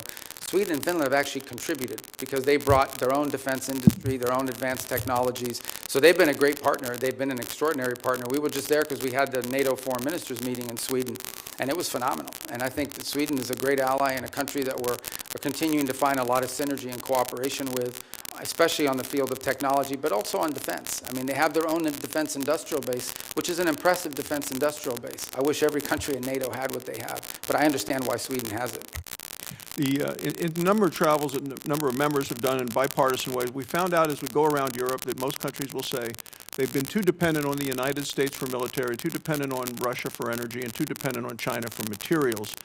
This administration has really made these nations step up to do what they need to do in terms of putting the money forward in defense. So I want to know what the next concrete steps we can do in terms of making some of the pledges of moving from 2% to 5%, making sure that they deploy the military capabilities. Yeah, well, I mean, look, some countries are on track to do that, others are not. Let me just speak about it in general terms. There's a real challenge. On the one hand, they've made these pledges that they're going to increase their defense spending and their defense capability. It actually has to be on defense. That's the first thing.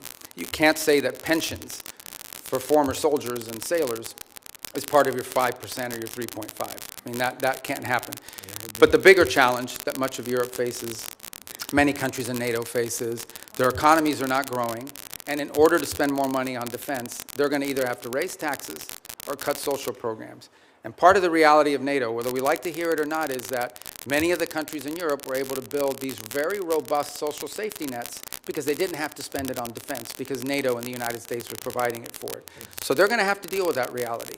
The second point is, and this is not an anti-NATO statement, but it is the reality. The United States has global obligations. At the same time as I'm in NATO, I have to speak to the Indo-Pacific countries who are also worried about what's our force posture they're going to be. We obviously are involved in the Middle East. We have counterterrorism issues with regards to Africa. We have growing mill-to-mill cooperation in our own Western Hemisphere, especially taking on these transnational terrorist organizations and the like. So we don't have like unlimited military resources, even though we have a very large budget. They're not unlimited. And so we have to be able to allocate our resources and our personnel in ways that make sense, and it has to come at the expense of something. And so I think that's the reality that we have shared with our NATO partners from the very beginning of this administration, and have been consulting every step along the way. But these countries will have to step up. They, at a minimum, have to be able to conventionally defend their own sovereign national territory for the most part. Thank you, Mr. Chairman. Senator Van Hollen, you're next. Chairman, and welcome, Mr. Secretary. This is your first public hearing since President Trump and Israeli Prime Minister Netanyahu launched an illegal war against Iran. Netanyahu said he's been waiting 40 years to do this. Turns out he finally found a president who was both stupid and reckless enough to join him. The war has killed 14 American service members, wounded hundreds more, and killed thousands of civilians. It's driving up the price of gas, food, and much more. Trump obviously doesn't care. He called high gas prices peanuts and said, "I don't think about Americans' financial situation." That's from the President of the United States. And all for what? The President told us 91 days ago that we had, quote, won the war in Iran. Last year, he told the country, Iran's key enrichment facilities have been completely and totally obliterated. Was that false? Let's face it, Mr. Secretary, the Trump foreign policy has become a dumpster fire. This is the same president who's more interested in flattering Vladimir Putin than in protecting Ukrainian sovereignty. The president who lifted restrictions on the transfer of sophisticated U.S. chips to China, but came back from his trip there with nothing but ballroom envy. He tweeted about that the other day. This is the president who brought on Elon Musk to take a chainsaw to AID, which has enabled the current Ebola outbreak in the DRC. We've also witnessed corrupt crypto deals with the UAE royal family that have enriched the Trump family at the expense of our national security. We've seen an administration engage in extrajudicial killings in the Caribbean, hijack Venezuelan oil, threaten to invade Greenland, and weaken the NATO alliance. Here at home, a Reagan-appointed judge said that you and former Secretary Noem abused your powers when you locked up and still seek to deport students for protesting the destruction of Gaza. The Reagan-appointed judge said you did that, quote, primarily on account of their First Amendment-protected political speech. Speaking of Gaza, the so-called Board of Peace seems to have run aground. Meanwhile, while Senator Rubio once proclaimed that the U.S. must, quote, work to ensure that refugees who flee war, torture, and persecution are provided safe environments to live and thrive in, now as Secretary of State in this administration, you have capped refugees at a record low of 17,500, and white South Africans, Afrikaners, have comprised roughly 99% of those slots, Mr. Secretary, a race-based refugee system. At the same time, the president's preventing Cuban political refugees from entering the United States, even as you've imposed a near oil blockade on that repressive regime. The stated goal is to change the government there, but the only real change is humanitarian crisis inflicted on millions of people, not members of the regime. And in that regard, Mr. Secretary, I have a question for you regarding the designation of Cuba as a state sponsor of terrorism. On the very first week, at least, of this administration, the administration reinstated that. And in a recent January 26 EO, you made statements suggesting connections to Hezbollah and Hamas. The previous administration did a thorough review with the intelligence community and concluded that there was no evidence that Cuba was engaged in ongoing state sponsor of terrorism. Did you find new evidence to support that conclusion? Well, first of all, let me just say that's your question, but you made this long statement of which I disagree with most of it. We won't have time to address every point that you made. So let's stick to Cuba specific, because that's the question that you asked. Cuba has sponsored terrorism, and it's been supported groups. For example, virtually every left-wing, radical, violent terrorist group in the Western Hemisphere has at some point relied on support from Cuba. The ELN, the FARC dissidents, including them, have been involved there. We also know, for example, that Cuba continues to host a pretty substantial collection intelligence sites on behalf of the Chinese and the Russians. But you look at the region and you look at all of these leftist Marxist terrorist organizations, all of them, in many cases, Mr. got Secretary, their seed money if I from can the move on. Cubans. I noticed you did not answer my question, because my question specifically related to whether there was new evidence to support that conclusion. I can just tell you— Why would I need new evidence? Because you're claiming that they're a state sponsor of terrorism, suggesting they're ongoingly involved in that. My final question to you, Mr. Secretary, relates to the Al-Aqsa Mosque complex. There have been reports that the United States is working with Israel to take away the Kingdom of Jordan's custodianship over the Al-Aqsa Mosque complex in East Jerusalem. Can you confirm today that there's no— I'm not even aware of those reports. There are reports, so I was hoping you could confirm. Is that like a media report, or? There have been several media reports. Ah, well, you know the media is always accurate. No, they're not, and that's why I'm giving— Yeah, no, I've never even So heard if that. That's you the could first just— time I even hear anybody discuss that. All right, well, I'm glad to hear that, Mr. Secretary. But we have a Thank you. great relationship with Jordan, you know, and we're very helpful. So I've just never heard that before. You should— I don't know what article you're referring to. Just give it to me. I'll look at it. I'm happy to. Is it a credible website? or? I'm glad to hear you say, Mr. Secretary, there's no truth to it. I've never heard that discussed by Thank you. anybody. Thank you much. Senator Paul, you're up next. Oops, I'm sorry. Senator Daines was here earlier. I apologize, Senator. Senator Daines. Chairman, thank you. Ranking Member Shaheen, good to see you as well. One of the underreported successes for your diplomacy and this administration is what's happened in terms of the peace agreement, a landmark agreement between Armenia and Azerbaijan. I know, Mr. Secretary, you just were in the region most recently. A major step forward for a region long beset by conflict, nearly 40 years of a hot war. And through your leadership and President Trump's leadership, you've brought true peace to an area of the world sandwiched in between Russia and Iran. It was creative thinking that led to the establishment of the Trump Route for International Peace and Prosperity as a solution to some of the stickier issues in that negotiation. The program promises to be a boon, not only for Armenia and Azerbaijan, but also many neighboring countries. As Brzezinski once said, talking on the global chessboard, his book, that Central Asia is the wine bottle and Azerbaijan's the cork. You uncork the wine bottle, suddenly you've got oil and gas and critical minerals flowing back towards the West instead of to Russia, to China, and to Iran.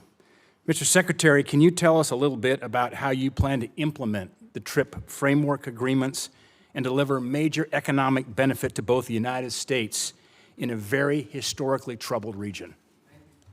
Thanks. Actually, as you said, I was there last week. What was it, Tuesday maybe? We signed the TRIP agreement between the U.S. and Armenia, and this is, you described it as a corridor, which I know it's the anchor of a peace agreement with Armenia and Azerbaijan, and that's critical, but it's much more than just the anchor of a peace agreement.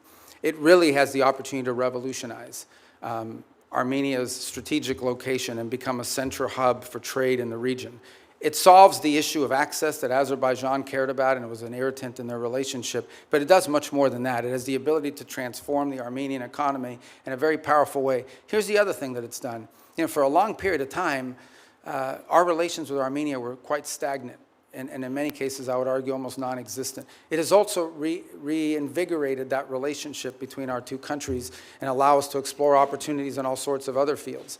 So we're involved in that very heavily now. We literally just signed the agreement, and it will allow us to drive and hopefully incentivize U.S. private sector investment in this corridor to the benefit of American companies and American interests, but also to the benefit of Armenia, Azerbaijan, and other regional countries.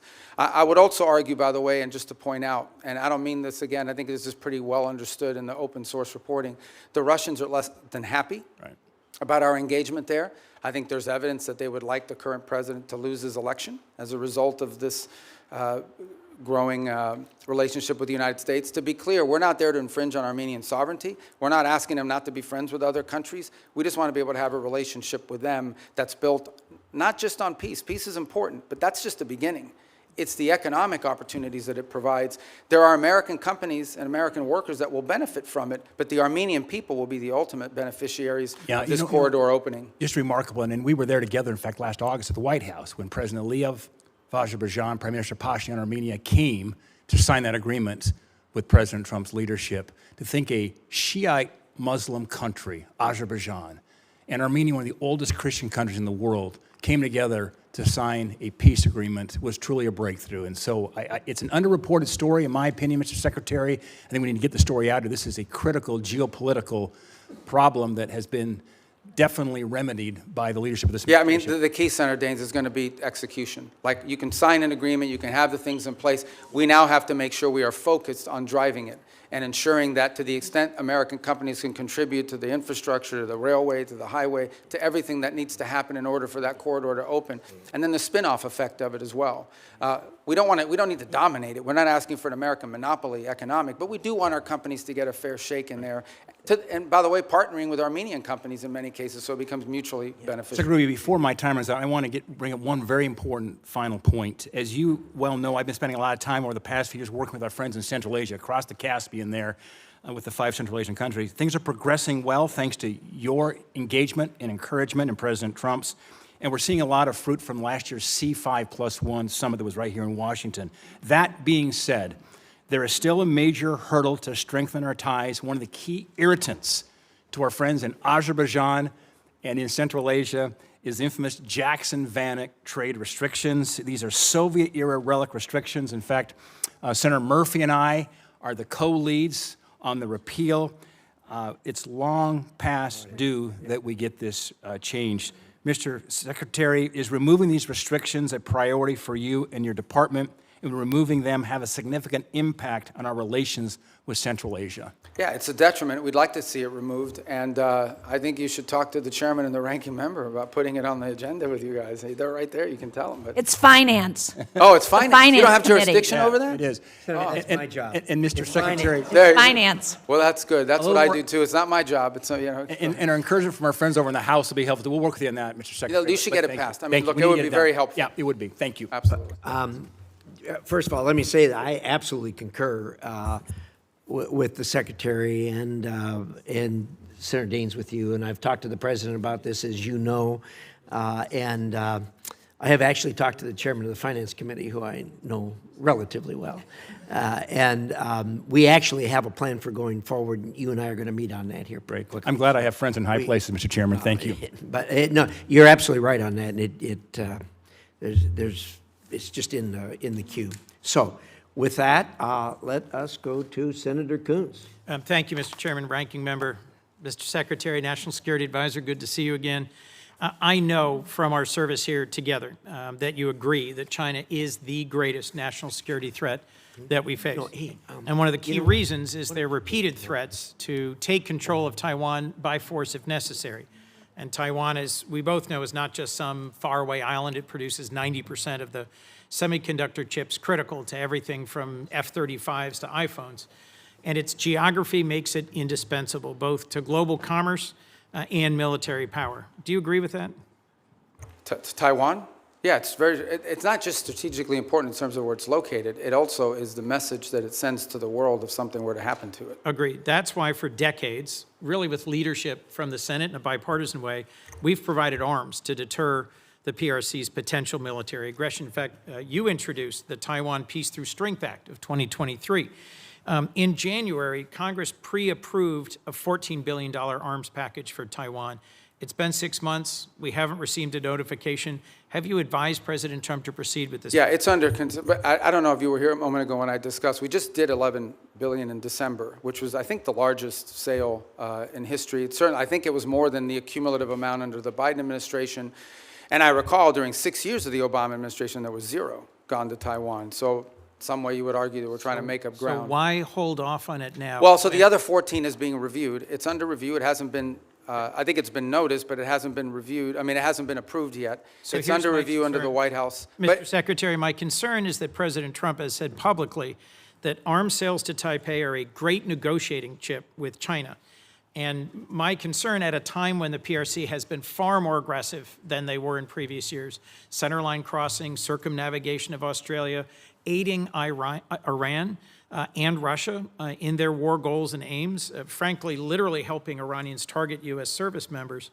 I respect the importance of our having an open negotiation and relationship with the PRC, but in the meetings you were in Beijing, did the president offer to condition arms sales to Taiwan in order to placate Xi Jinping? Well, look, I'm not going to discuss what was the president's words in a meeting, and not suffice it to say that, you know, that specific question you just asked, that's not the context in which the president has raised this in the past.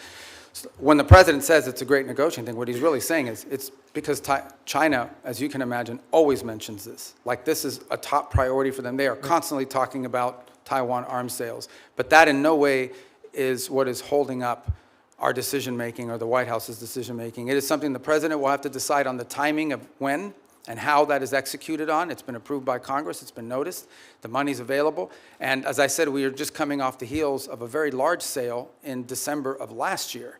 So there are a variety of reasons why these things don't happen immediately. Well, I'll just assert, Mr. Secretary, that there is more reason than ever for the administration with congressional support to continue providing robust military capacity to Taiwan, given that the PRC is more and more regionally aggressive. You also introduced and passed legislation in 23 prohibiting any president from unilaterally withdrawing from NATO. I assume this was because you recognize that our alliances are a key advantage against Russia, against China, against other adversaries. Do you still consider Article 5 an unconditional commitment? Yeah, so let me address that holistically, if it's okay, because I think we have time to do it. First of all, you're right. I have, throughout my entire career in the Senate, and through much of my time now in this administration, been a supporter of NATO. I see its utility.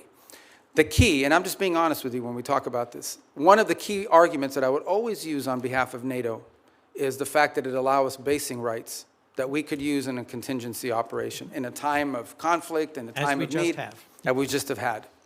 So when you have countries in this alliance, because understand, at the end of the day, we are providing basically the defense backbone of an entire continent of rich countries. These are not poor countries. These are rich countries. And the utility of NATO for us is that it provides these basing rights. Now we are living in a world in which some of these countries, I point to Spain as an example, openly brag about how they've denied us the use of these bases. And so if the core rationale for us being in NATO, if what we get out of NATO is the ability to use bases, and then we have members of that alliance that are basically denying the use of those bases in a contingency, let's be it calls clear them about to that. question the entire thing. Forgive me, I have one more question I want to make sure we get to.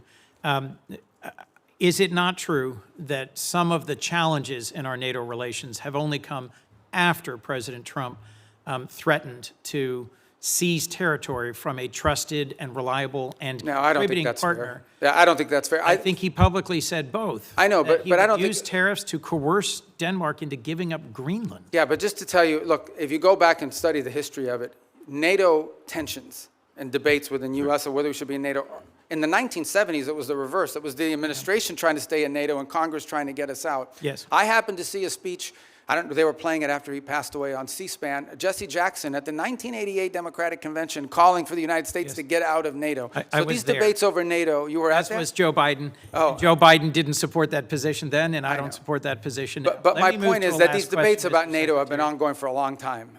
There's about 1,100 vetted Afghan allies being held at Camp As-Salih in Qatar. And that includes 400 children and 150 family members of currently serving active duty U.S. service members. They've been stranded there for a year and a half. And there is talk of sending them either back to Afghanistan into the waiting arms of the Taliban or into war-torn and now Ebola-infected countries like the DRC. And these are people who they or their immediate family members served alongside U.S. soldiers at great risk. Can you commit to working with me and others in this body to support the relocation of these vetted individuals to the United States, especially those who are family members of currently serving U.S. soldiers? Yeah, I can't, first of all, as you know, we're under an executive order now after the National Guard attack here, and so that happened last year. So we can't admit any Afghans at this point into the country. That said, you just pointed to them being sent back to Afghanistan. Our goal, we've worked on this, and we'll work with you on it, Please. is we have talked to multiple countries. Now, I don't know of any single country that's going to take 1,000 people, but we've talked to multiple countries about taking several hundred of these people and allowing them to move to a safe location. As you know, we are operating under not just those restrictions, but broader restrictions about immigration into the United States after 25 million people entered this country illegally over a 4-year period leading up to this administration. president just but I'll work raised- with you to find the right places for them to go. We want that to happen. The president just raised the refugee cap exclusively to allow Afrikaners into our country. I would welcome a chance to work with you to find safe third countries for these Afghans. And I frankly think we ought to be revisiting our refugee policy, because the refugees who've come into our country in the past are the most vetted and often the highest contributing. As you know, my childhood church hosted a South Vietnamese family, and seeing the 5 of them become great Americans, entrepreneurs, contributors.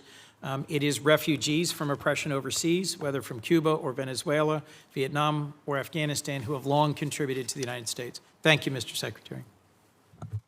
Senator Paul. I'd like to revisit for a moment the boats that were blowing up in the Caribbean and the Pacific that referred to as drug boats. I think it's interesting that the 3 secret criteria we're using to blow up the boats doesn't include whether they have drugs on board. I would like to add that the statistics from the Coast Guard also say that when we interdict alleged drug boats in the historic way, the way we've always done it, about 1 in 4 don't have drugs. We make mistakes. We see something suspicious about the boat, we stop them, and they don't have drugs on board. I would also like to add that drugs is not a criteria for blowing up the boats that are called drug boats, but neither is arms. So in order to blow them up, we don't have to say that they're armed or have drugs, and I think a lot of people would have questions, which I still do. I am glad to hear today, though, that the administration and the negotiations are willing to trade sanctions relief for removal of enriched uranium. I've said for a long time and argued for a long time that sanctions in and of themselves rarely, if ever, are of any value. I've yet to see any Chinese behavior that's changed because of sanctions. I've yet to see any Russian behavior change because of sanctions. I've really yet to see any Iranian behavior change because of sanctions. However, sanctions do have some leverage and ability to exact change if you remove them. So the removal of sanctions might actually have some hope. So I support the administration in this. Now, there are many Republican critics who have been vocal on the Airways recently saying, oh, no, we can never negotiate with them. These are terrible people. Well, you don't really negotiate with really friendly, good people. In a time of war, you're going to have to negotiate with an adversary. So I do commend and supportive of the idea of this. And the other thing is it's very verifiable. You don't have to wait for verification. You could say the trade sanctions end as soon as we get the 440 kilograms of enriched uranium. Now, it has to be dug, I guess, some of it from under a mountain of rubble, but at the same time be very verifiable. But what I would argue and what I would advise is that you really, why not offer everything? Offer all of the relief of virtually all of the sanctions if you get it. Now, you can wait if that's what you want, is the enriched uranium out and a promise. Now, the rabid hawks will argue, well, we're not going to negotiate with terrorists. We're not going to negotiate with bad people. Then they'll continue to have enriched uranium, and they'll continue to enrich uranium. So I do think that the argument that there hasn't been a military solution to this is largely proven by the fact that even though we've militarily obliterated their military, all of that is true. It's as Fred Ickley wrote in Every War Must End, that military victory doesn't always translate or lead to political resolution or to things that you want done. What we really want done is no more enriched uranium, and you don't enrich uranium, you give up on these hopes. But I would say that as we are looking at trading sanctions, you say there's some you can do on your own, there's some that are congressional.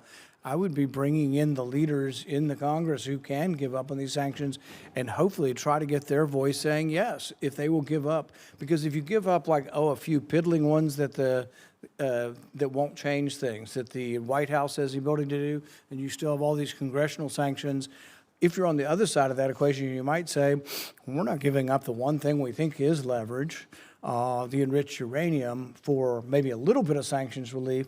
So I would say really go all in on it, because it would be verifiable. You don't have to wait and prove it. You would have to prove in the future whether they're enriching.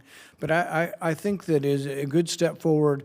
But it's also important for people to have a discussion of what diplomacy is, and that diplomacy doesn't always have a bad name. And frankly, I'm glad to hear that the administration is negotiating, and I wish you luck. And I'd love to hear your response in general. Well, first of all, the president's made clear the priority is Iran can never have a nuclear weapon. And what do they need to have a nuclear weapon? They need a couple things. They need the ability to enrich. That has been substantially destroyed, but could always be rebuilt over time. And the second is the ability, and highly enriched uranium, it's 60%, that could quickly be enriched to 90% weapons grade. The second point you make is about sanctions. So that's the goal here. And the sanctions, first of all, there's a combination of sanctions. There's sanctions that block direct sort of activities that generate revenue.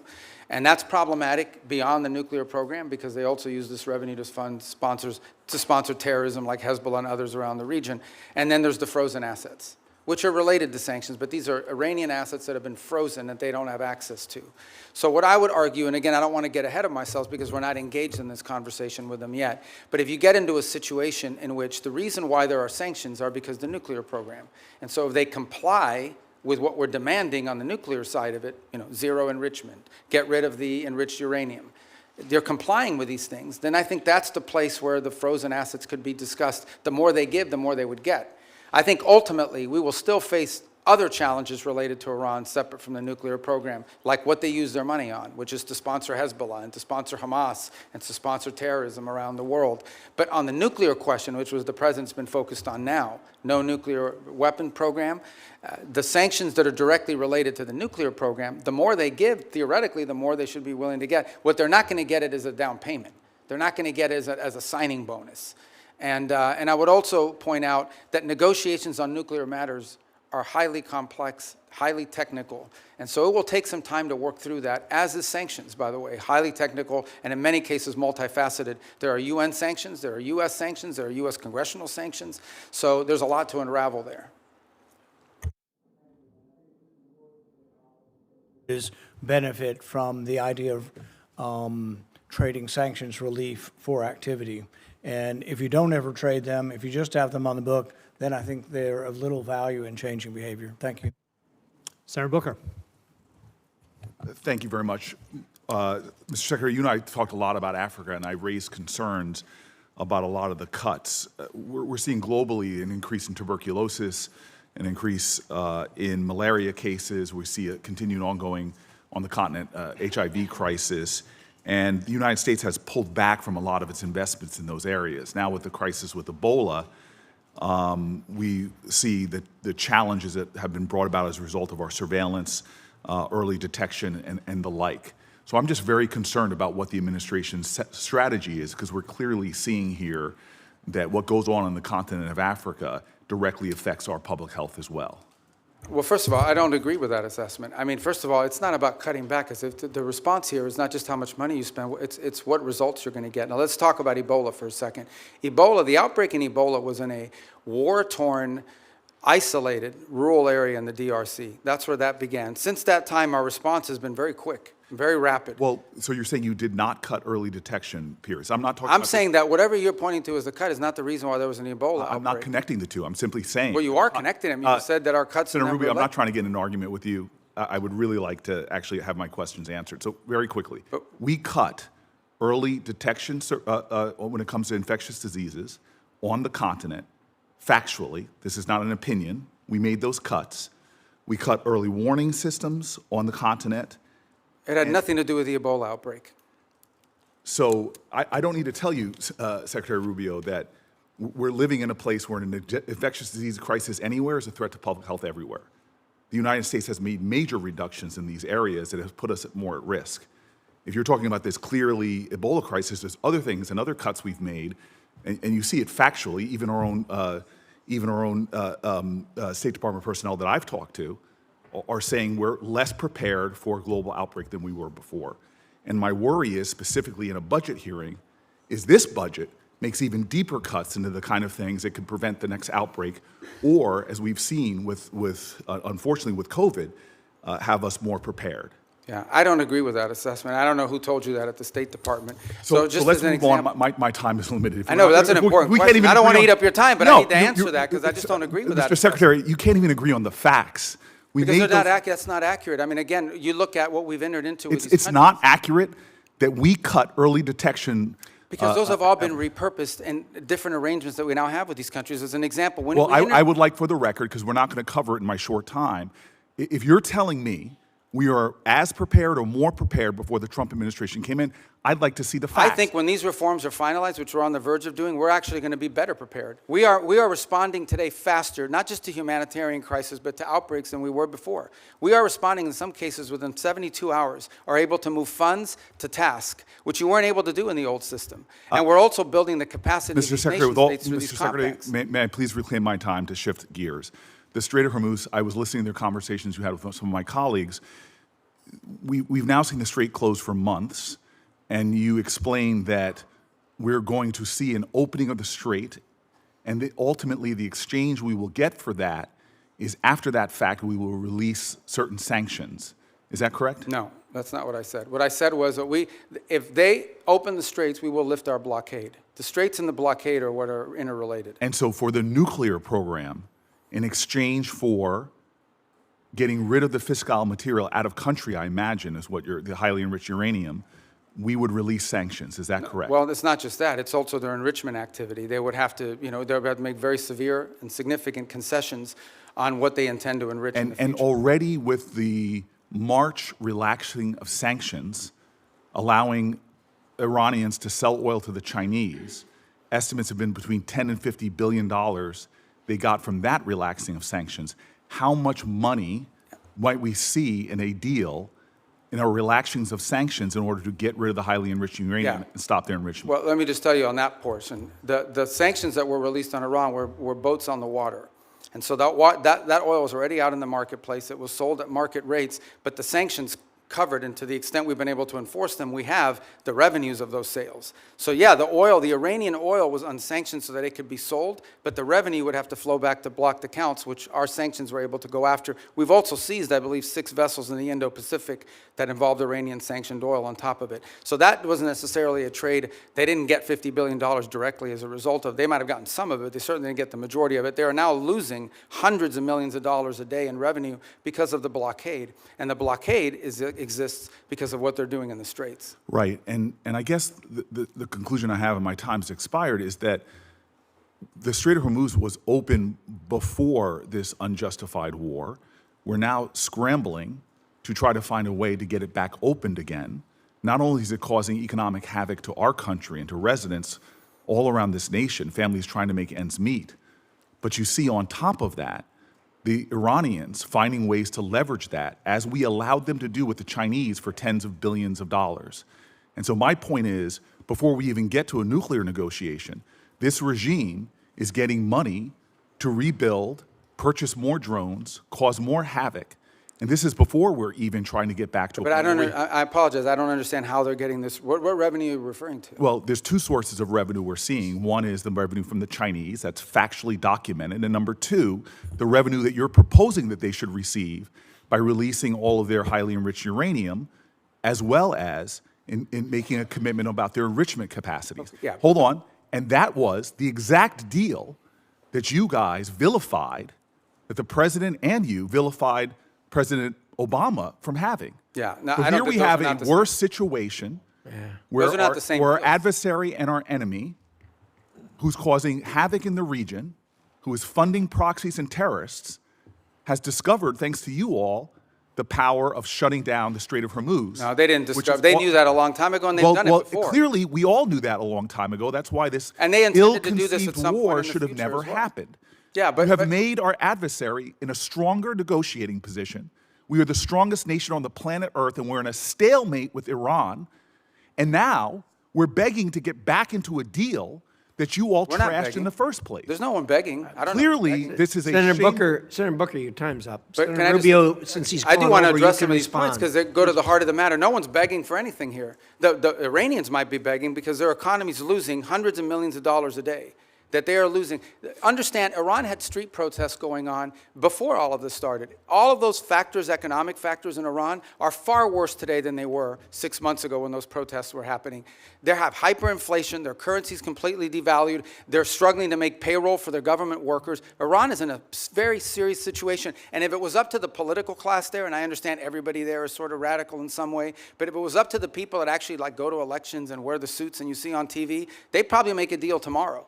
It's the issue they're facing is that the supreme leader and the IRGC Corps are a little bit more immune from those pressures until they can be convinced otherwise. And I think that's the direction that they're moving in, because the reality, I don't know where you're getting this perception that Iran is stronger. Iran has no navy left. They've lost a substantial percentage of their defense industrial base. That Iran has lost a substantial percentage of their missile launchers. And their economy is far worse today, and I mean far worse today, than it was 6 to 9 months ago. And they are looking at hundreds of billions of dollars of reconstruction costs just to get to where they were 6 Mr. months Rubio, ago. you keep telling us how we're winning this war. The president keeps saying, Well, the war's over completely now. annihilated. The war is not over. And yet the American people see how we're losing at the pump and with their costs, and yet this thing still hasn't been resolved.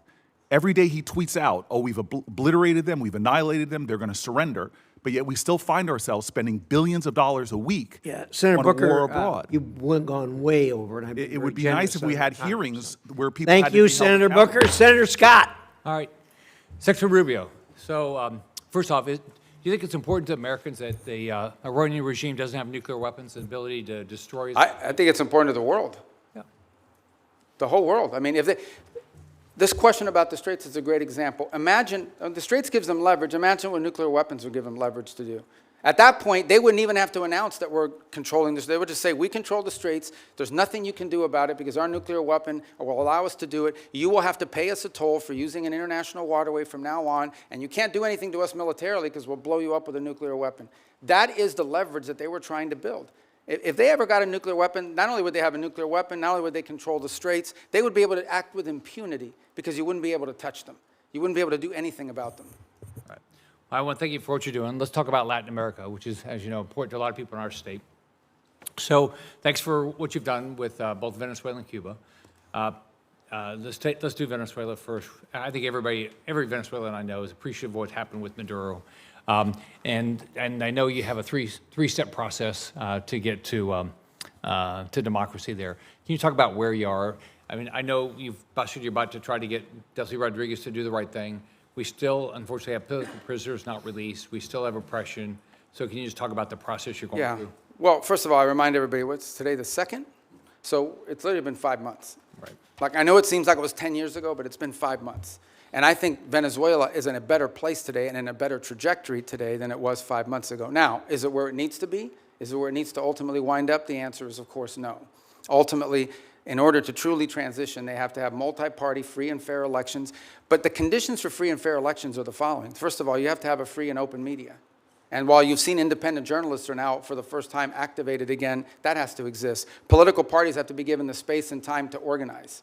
The National Electoral Council has to be reformed so that it has members in it that will actually accurately count the vote.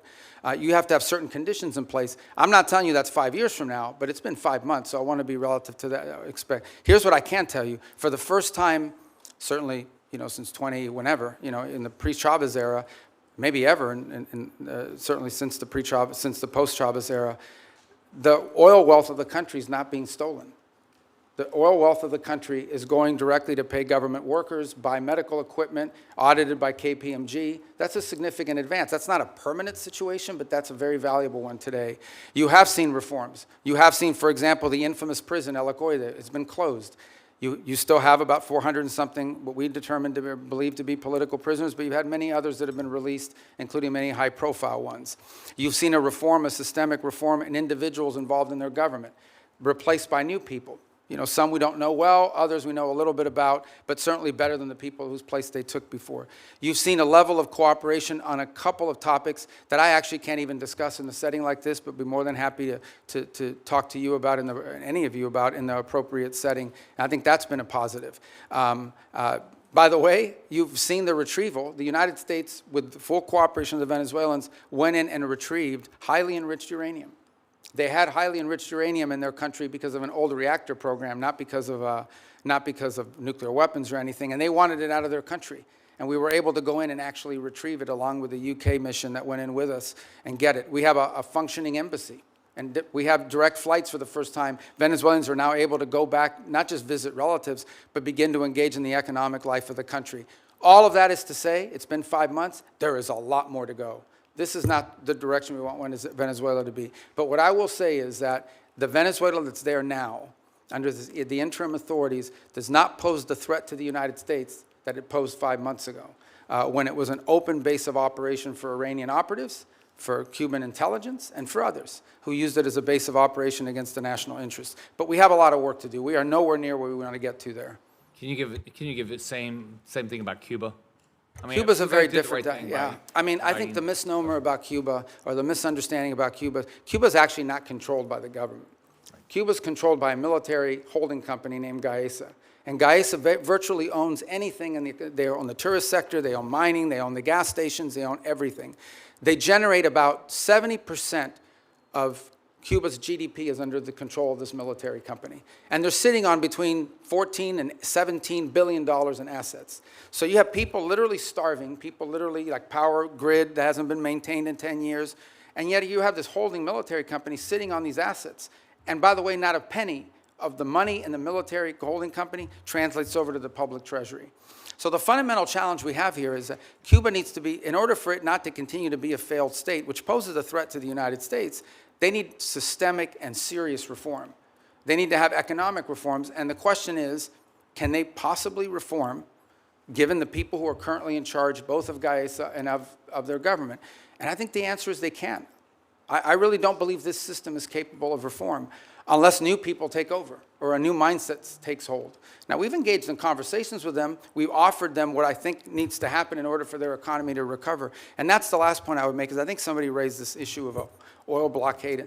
Cuba was having blackouts well before January 3rd of this year. They were having blackouts for years. And they were having blackouts for two reasons. Number one, no one will give you free oil except Maduro. That's what's changed here. What's changed here is they're no longer getting free oil from Venezuela. And number two, the main reason why they have energy blackouts is because they didn't invest a single dollar back into their plants, back into improving their plants. And they could have bought this equipment from any company in the world, but they didn't invest in it. Instead, they invested it to build tourist hotels that now sit empty because there's no tourism into Cuba. So Cuba's a little bit more complicated than Venezuela, but it's a mess. Thanks for what you're doing.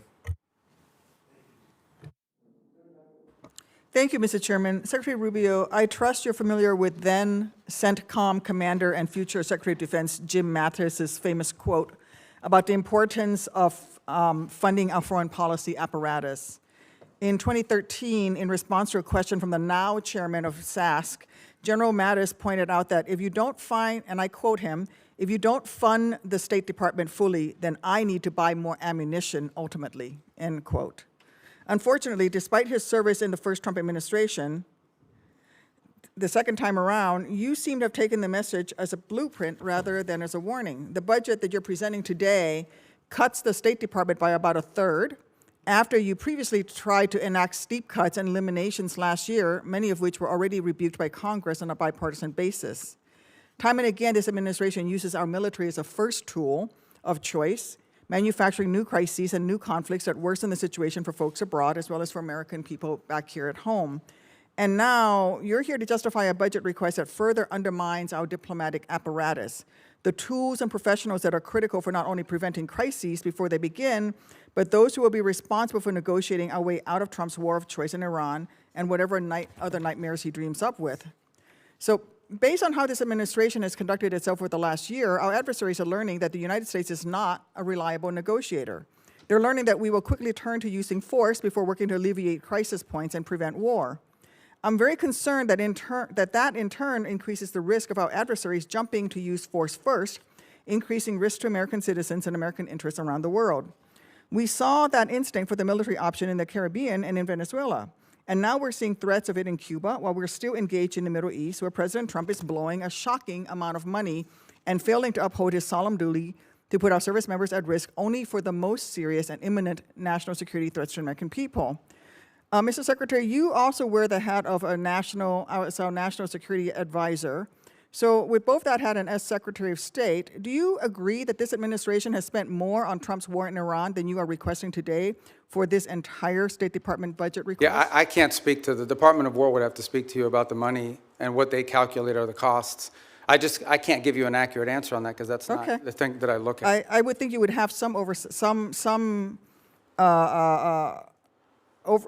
insight because you are our national security advisor. Well, I've seen the also. testimony that Secretary Hegseth and others have conducted in front of their oversight committees, but I just can't. I don't want to give you an answer that's not accurate. Okay. So. Well, this week, let me put out some numbers that I have. This week, the cost of President Trump's illegal war of choice against Iran are likely to balloon past $35 billion by the rate from DOD's own May calculations, and surpass your FY27 budget request of $35.1 billion for the State Department and related programs. That's an astonishing figure, worth repeating. In just 14 weeks, President Trump will have blown through as much, if not more money in Iran than he thinks Congress should spend on U.S. diplomacy for the entirety of the next fiscal year. This administration's distorted priorities have unfortunately revealed some stark lessons for our allies and partners as well. The United States' use of force first will make them less secure as they'll be caught in the crossfire, left scrambling to protect themselves and their people. Mr. Secretary, do you agree that under Operation Epic Fury, our allies and partners in the region have expressed concern about their security and the threats that followed from this administration's uncoordinated actions? No, I think our allies in the region have been very cooperative, some obviously very aggressively cooperative, like the UAE as an example. Kuwait's been fantastic. Obviously, no country likes to have their oil and their energy infrastructure hit, but I think it's a reminder to them of the threat that Iran poses. And the one lesson when this is all said and done is it's reminded them of, despite all the friendly talk that you've seen in the past, how dangerous Iran is to their own interests, how the billions of dollars Iran has spent, despite sanctions. Iran found the money to build drones and rockets. Okay. And luckily, we've taken a lot of them out, but they still have some, and they still have the ability to launch My question is about our allies in the region expressing concerns, because, you see, public reporting in early May revealed that Saudi Arabia denied U.S. basing and overflight related to Trump's ill-conceived plan to escort ships through the Straits of Hormuz, and they're still not supportive of this risky tanker escort plan. And the Strait is still worse off today than it was before Trump initiated this war. And that doesn't even touch on the wider global lessons being learned by our allies and partners. Yeah, we don't face any... from the Shangri-La dialogue, where I heard from folks across the Indo-Pacific and especially in Southeast Asia, who are being hit hard by the same rising energy costs that are devastating American communities. And frankly, this administration insists on using military force as a first resort instead of a last resort, no matter the deadly cost of self-defeating impacts. Your budget request here would sadly perpetuate that trend and undermine the roles and responsibilities that you should be fulfilling as Secretary of State. Thank you, Mr. Chairman. I yield back. Okay, I didn't get to answer any of that. I didn't ask you a question. Well, she didn't answer the question. She doesn't want me to answer? Can I answer anyway? I didn't ask him a Okay. question. Well, but she made a bunch of points. I get to answer them, right? First of all, I don't understand this thing about let me tell you, we were just here, maybe you weren't here, we were just talking about it. We did a peace deal with Azerbaijan and Armenia. We just signed the TRIP agreement yesterday, actually, or last week we signed it. Last night I officialized it. That was diplomacy. That's great, but the Trump administration has still blown through more money in 14 weeks do I get to talk in than this this committee? entire budget that you're requesting. Senator Duckworth, I'm going to let Senator Rubio reply to the statements that you made at his request. Yeah, that's. But we've got a hard stop at 12:30. Okay, but I know, but you said a lot of stuff. I get to answer some of it. All right, so the first is the second is India-Pakistan. We ended that war. We were involved in helping broker that. Thailand, Cambodia, that's diplomacy. We've been very engaged in fact, as I sit here now speaking to you, I've got the Lebanese government and the Israeli government meeting at the State Department starting at 8:30 this morning for the 4th time after engaging last week at the military level. So we're carrying out, now, we're carrying out diplomacy all over the world constantly and very successfully in many cases. Now, let me make one more point that you raised about the budget request. Guys, we understand how this process works, okay? You guys understand. I know because I've been involved all the time. We OMB, produces sort of timelines for every agency. We put forward a budget. We say, this is the money we've been allocated. This is how we would spend it. There is a congressional process, which I'm sure you're aware of. And in my time here, 16 years that I was here, I don't ever recall us once ever taking the president's budget and passing it into law. I'm not walking away from the budget. We can make it work if that's the budget you give us. But I have a sense, I have a suspicion, right, Senator Schatz, that we're going to have to work with you, that we're going to have to, well, you know, that we're going to have to work with you guys on a budget request that meets your priorities and ours. That's how it works. You guys are the appropriators. We have to work within we will tell you what we care about. We will tell you how we're going to spend the money. But ultimately, you will provide us a spending bill, and we will work through those parameters. But we have given you what we can live with. We can make it work. But if you want to, if you're obviously going to have changes here in Congress. But this stuff about diplomacy and the money spent on the war, diplomacy's always cost less money. We don't buy missiles. We don't buy rockets. We don't buy large airplanes and aircraft carriers. But we've been very effective. And I can give you list after list of places where we have had an impact in either de-escalating crisis before it started or ending active wars. And I'm very proud of the work that we've done in that regard, some of which haven't even been publicly discussed in some cases because they weren't high profile. And my last point. We remain heavily engaged in areas that may be not at the core of our national interests, but nonetheless are related to our national interests. You think about Sudan for a moment and the Quad. This has been a very frustrating situation to put together, but we helped convene a donor conference that got pledges for when that is resolved. We've put a lot of time and energy in a situation that now, unfortunately, has turned into a proxy in the Middle East because of the UAE and the Saudis on opposite sides of it. In Libya, where our work in Libya now it's still divided, but they, for the first time ever, have a joint budget. For the first time ever, are cooperating on energy deals that are going to be beneficial to the people of Libya. So I just don't think it's fair to say we're not actively involved in diplomacy on last year's budget and spending, because we are, and we have been, and to great success. Thank you. Senator Curtis. Thank you, Mr. Chairman. Clock setter, thank you for resetting the clock. Mr. Secretary, thank you for being here. And I'm always truly impressed with your ability to navigate around the globe so articulately and explain the positions. Like you previously, I chair the Western Hemisphere Subcommittee. One of the focuses that I've had is on Taiwan and Taiwan's relationship in the Western Hemisphere. We actually had our first subcommittee hearing on Taiwan's allies in the Western Hemisphere. And as you well know, Honduras switched diplomatic recognition away from Taiwan in 2023 in exchange for a lot of promises from China. No surprise, those promises have not been fulfilled. And the current president, during his campaign, talked about returning back to Taiwan and restoring that relationship with Taiwan. In your budget, you have $245 million for the Countering PRC Influence Fund. And I'd like to note Senator Van Hollen and I have a bill that would actually carve off a portion of that specifically for Taiwan and countering the PRC influence there. So I guess my question is, what can the U.S. do potentially with that fund, Countering PRC Influence Fund, for Taiwan, particularly as it relates to Honduras, kickstarting that relationship, developing joint set of economic priorities for Taiwan and the Western Hemisphere, anything else we can use that fund for? Yeah, well, first of all, the reason why these countries switched recognition primarily was because the Chinese would go in and they would say, if you switch recognition, we are going to provide you this loan, this, and in some cases worse than loans. Maybe there was even cases of bribery and things of this nature, but we're going to provide you, a free this and a free that. We're going to build an auditorium for you. We're going to build a bridge. We're going to build a port. And they haven't kept many of those promises. So I think the first thing is to just point to the fact that, switch. yeah, in many cases, these things are not provided. The other angle of it is if it's loans, they create these debt traps, which is an argument we make all over the world, but particularly in the hemisphere. But the broader goal of this fund is not just simply Taiwan related, although that's the reason why that's an action they took as a result of this leverage that was established on them. But more broader, in many cases, these countries are trying to develop their telecommunications system. They're trying to build roads. They're trying to develop whatever it may be. And frankly, the only companies that show up are the Chinese companies. And they show up with lower cost, a financing mechanism, et cetera, et cetera. Now, there's a track record of not completing these projects. There's a track record of flooding the country with Chinese workers that come and do the work. So I think part of this fund is designed to create alternatives to that, to give these countries alternatives to the Chinese or other foreign malign influence that might be occurring in their country. Part of that is attracting U.S. commercial ventures to do it, but part of it is providing the resources so these countries can go out and do this without being subject to or vulnerable to this sort of leverage tactic that's used against them. Thank you. Let me switch to China for just a minute. Your budget notes the merging of the Foreign Service Institute, where a lot of the state language training takes place, with the Human Resource Bureau.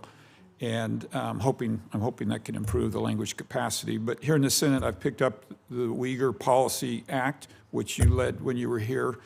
Part of the bill that I'm especially supportive of is the provision that's supporting the Uyghur language training for Forest Service officers is not only important but required, and that we have Foreign Service officers in Asia and China that can speak that language.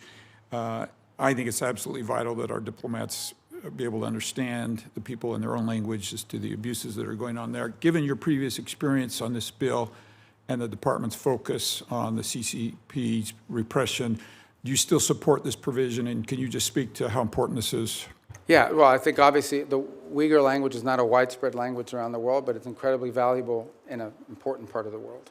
And so I think we want to see a language proficiency. That's generally been a challenge writ large over a period of time. And one of the goals of the consolidation is to be able to drive language school more effectively, more quickly to Foreign Service officers before they're deployed. Obviously, proficiency in certain languages are very difficult. They take longer periods. Some languages are harder to learn than others, especially if the base of the language is, like, just to give an example, it's easy to learn Italian if you speak Spanish. It's much harder to learn Mandarin, and or the Uyghur language for that matter. So, but language is a priority for us. And it's one that, by the way, in our recruitment tools, is one of the things we also look for is whether potential candidates already bring an existing second or third language, which is a huge benefit. Yes, and just very quickly, you want to clarify, use this opportunity. The president had a tweet about speaking with Hezbollah yesterday. Do you want to clarify for people what happened and anything that you'd like? Well, we received communications via the Lebanese government and the speaker over there on behalf of Hezbollah as early as Sunday about that they would refrain from attacking Israeli territory if Israel did not take new strikes in Beirut. And so it came from Hezbollah, but through Lebanese authorities. I think that clarification is important. Thank you for being here today. I yield. Thank you. Senator Rosen. Thank you, Chairman Risch, Ranking Member Shaheen. Thank you, Secretary Rubio, for being here. Secretary Rubio, I applaud the administration for facilitating a ceasefire last year between Israel and Gaza that will keep Israel safe and from further Hamas attacks and the suffering of Palestinian civilians. But I have serious questions about transparency, about the funding for the so-called Board of Peace in light of recent reporting that suggests donor funds have been deposited into a private J.P. Morgan account with no independent transparency mechanisms in place. As a member of the Board of Peace, Executive Board, and Secretary of State, you should be in a position to provide us with some answers. And you, as a former senator, know our role here, trying to get answers. And my team's been asking for a contact with the Board of Peace for several months just to do our due diligence, but we've received no response. Can you tell me exactly who my team should be reaching out to, please? Well, I can now because the Board of Peace has finally hired some staff. It's going to be a very lean operation. They're working out of the Institute of Peace Building. So for some period of time, they really were not. It was just a very lean operation. So do you have a name for my? I do. I just don't have it on me, but I will get that That's to fine. you. We will- But we- I think they just hired staff like in the last two We will weeks. follow up with you. Thank you. I have a few other questions. Can you tell me how much money is in the World Bank administered Board of Peace Fund? Do you have a? Don't have the answer because there's not U.S. dollars that have flowed. These are donor funds. So can you tell me how much money is in the J.P. Morgan account? Yeah, but again, those are not Who has U.S. the- government accounts. Those are Who has oversight? Well, that's the key here. That ultimately the oversight over the funds of the Board of Peace will be done, and especially when it comes to U.S. dollars, will be done by you in Congress. We have not committed those funds there yet, although we've made a pledge until they've stood up the Board of Peace administratively. Congress will have oversight ability. Thank Well, you. on the U.S. dollars. Of the U.S. dollars. Can the money in the J.P. Morgan account be used to compensate the president or his family or anyone directly? No one's connected talking with about the doing that. president? And you said you just hired some folks and it's going to be lean. About how many full-time personnel do you expect? I think they ultimately want to get up to 15 or 20 full-time. I think they've started at 5, And if so I'm is- not mistaken. is I the- could be wrong, but those are the numbers I recall. So is the $50 million in U.S. taxpayer money that your department wants to give to the Board of Peace, is that going to be used to cover this? But I think that 50 million was reversed. We ended up not doing that as a result of the way it was constructed. The Board of Peace is now built out as an international, non-governmental organization. We will follow up with you on that once you give us a contact after this. Thank you. So Secretary Rubio, during your confirmation and budget hearings last year, you committed to me you would support women and girls programming at the State Department. But under your leadership, you've terminated dozens of awards supporting women and girls. You shuttered the Office of Global Women's Issues, GWE. You fired the entire staff. You said repeatedly that regional bureaus will now be responsible for programs to support women and girls, but my staff has asked every single regional bureau if they have a plan to do this, and not a single bureau can provide me with an answer. And so, Secretary Rubio, I'm just so disappointed. I want to believe that, you didn't lie to us, lie to me, and so I want to give you an opportunity to explain how women's issues have been integrated into the I don't know. bureaus. Do we have an outline? I don't know of the who's plan? telling you that at the regional bureaus, because that's not accurate. Now, some regional bureaus have a larger mandate on women's issues than So others. is As there you an example, like in Europe, it's probably less intense Can you than tell in me Africa. who on your team we can reach out to then to find out? Because we're not getting, they're telling us they don't know. Well, the regional bureaus tell you they don't know? That's Not only correct. does every regional bureau have someone in charge of women's issues, or at least in charge of that portfolio, but most of our embassies, especially in some of these key So can- places, are Can we follow advocating up, this. and can I call you Yeah, and of have a course. conversation? Because somehow there's a Yeah, communication. because we didn't eliminate the program. We simply felt that there's a difference between the women's issues, for example, that you would face in Africa versus what you may be facing in some part of Could you name a single new Asia. program that you've stood up in the last, since the GWE office was closed? Do you know Well, of any? first of all, almost every single one of our programs that we do now, our humanitarian response to crisis, our food programs that we distributed, all of them have a women's component to it. So- Primarily because in these societies, Can we women are the follow up first with ones your team, affected. please, so we can get some clarification? 'Cause Yeah, we we'll haven't been follow able up, and to I'll do give that. you the right people. But each of these bureaus has someone, or more than one case. The more than last one person. here is, there is a International Women of Courage program. You and the First Lady have championed. Are you going to commit to maintaining that? The which one, I'm sorry? The Women of Courage program. You and the First Lady have championed that. Yeah, well, we had an award ceremony last year. So- I don't know if one is scheduled for this year yet. Thank you. With the remainder of my time, I'd like to remind the American people that as the Secretary of State, your main duty as America's chief diplomat is to maintain our relations with foreign nations. This is why I was shocked to see that you were at a party with President Trump in Miami instead of accompanying Vice President Vance to Pakistan for negotiations. What to party end was the I war. at?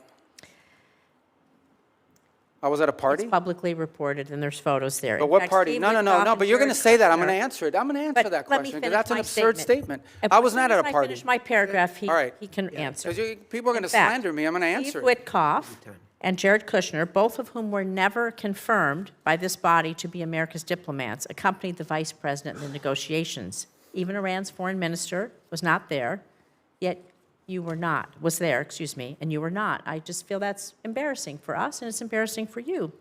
So, Mr. Secretary, Congress represents the American people. We have the power to confirm who represents America abroad. We confirmed you to be our Secretary of State. We confirmed you to be in the negotiations that are happening. And it's just unthinkable to me that you are missing high-stakes negotiations or that you're not involved. It's sad. Senator Rosen, your Thank you. time's up. Yield back. Okay, But so let me just Senator, Secretary Rubio. You're should have the 100% opportunity to inaccurate reply. and 100% wrong. Here's why. Number one, the Vice President of the United States was there, and he wasn't confirmed by the Senate. He was elected by the American people. Okay? He is the second in line to the presidency of the United States. He was present. Mr. Witkoff is the president's envoy for negotiation for peace deals. Mr. Kushner is a private citizen that serves as an advisor on these functions. They were the team that we sent to Pakistan. I was not at a party. Where I was is next to the president. Because in the midst of those negotiations, I was in communications with them. And in fact, I think there is media reporting from that evening on how on multiple occasions I went into a back room, I came back out and spoke to the president and was constantly updating him. On that evening, I spoke to Mr. Kushner and our negotiating team and Mr. Witkoff on at least 6 occasions, including twice on a secure line from the phone they had access to over there. So you don't know what you're talking about. You're just Senator making Rosen, stuff up. he has the floor. I know your please. staff wrote up this cute statement for your TikTok video, but it's not true, and it's not real. That's not what happened, okay? I'm the National Security Advisor and Secretary of State. I was co-located with the President in the midst of a high-stakes negotiation so that I could immediately inform him about events occurring halfway around the world. I was where I needed to be at that moment because we had a very capable team on the ground in Pakistan led by the Vice President of the United States. Thank you. Senator Cornyn. Secretary Rubio, I've heard some of my colleagues here on this committee suggest that the U.S. started a war with the Iranian regime 92 days ago. I happen to believe that the Iranian regime started a war against the West and Israel and has been at war with us since 1979. What's your view? Well, if you go back to 1979 and the taking hostages and build it out from there, I don't know the numbers, if we could even add them up. It's incalculable. Thousands of people around the world, including many Americans, have been killed because of direct Iranian action. All the IEDs, those roadside bombs that maimed and killed our soldiers, were all the mastermind work of the IRGC for decades.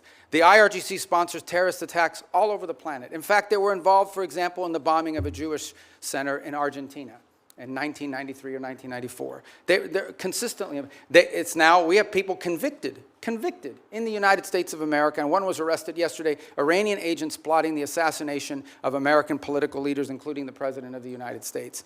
They've been waging nonstop, not to mention their massive sponsorship of Hamas, of Hezbollah, and all the activities those groups have undertaken. So you're absolutely right that the Iranian system has been waging war on the West. But why is anybody in the United States in specific for over 3 decades, but why is anyone surprised? They openly chant, death to America, death to Israel. They openly say Israel's the little Satan, but we're the big Satan. So I think at some point when people say this repeatedly, you believe their rhetoric and their actions back their rhetoric. This is a very dangerous regime. And the notion that they would ever possess nuclear weapons, that people that are willing to conduct those kinds of terrorist acts would ever possess a nuclear weapon is unthinkable, unbearable, and unacceptable. And it's not going to happen under President Trump.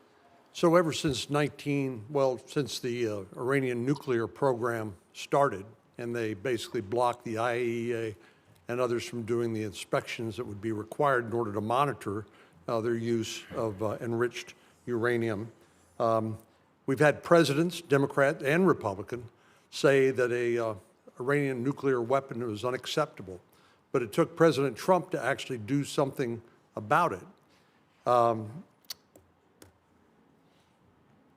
It shocks me to hear some of our colleagues suggest that there was not an imminent threat from an Iranian nuclear weapon. You and I both sat in the same skiff on the Senate Intelligence Committee. We won't talk about the details, of course, but we knew that they continued to enrich to the point where they could produce a nuclear weapon within a specified time. There's some debate about how long that breakout would take, but the idea that an Iranian nuclear program did not present an imminent threat to the United States, to me, is just ludicrous.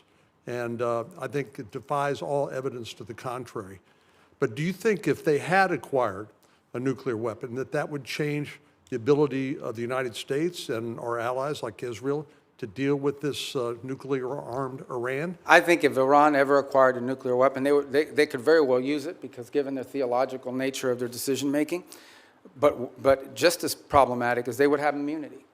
At that point, your options on what you could do about them would be quite limited, and their ability to hold the world hostage. They'd be like North Korea, for example. They'd be North Korea, but worse. They'd be better funded. They would at that point decide that they own the Straits of Hormuz forever, and everyone has to pay them a toll. And nuclear weapons, you can't do anything about it. They would be able to act with impunity. They would sponsor Hezbollah. They would sponsor Hamas. They would hyper scale their efforts of global terrorism and completely try to drive us out of the region and ultimately destroy the state of Israel. That's what their goal would be, and you wouldn't be able to do anything about it because they have a nuclear weapon and would threaten to blow people up if you tried to move against them. Notwithstanding the importance of denying Iran a nuclear weapon, I do applaud the president's attempt to try to use some diplomacy here in order to deny them access to the enriched uranium and their other weapons that they use against Israel and the West. But tell me, why do you think anything that the Iranian regime agrees to that they will comply with? What evidence is there that they will agree to anything that they ultimately will stick with? Well, again, and that's why any deal with them you have to enter into it with clearly verifiable steps. So as an example, simply putting something on a piece of paper is not satisfactory. You have to actually commit to doing it, then you have to actually do it.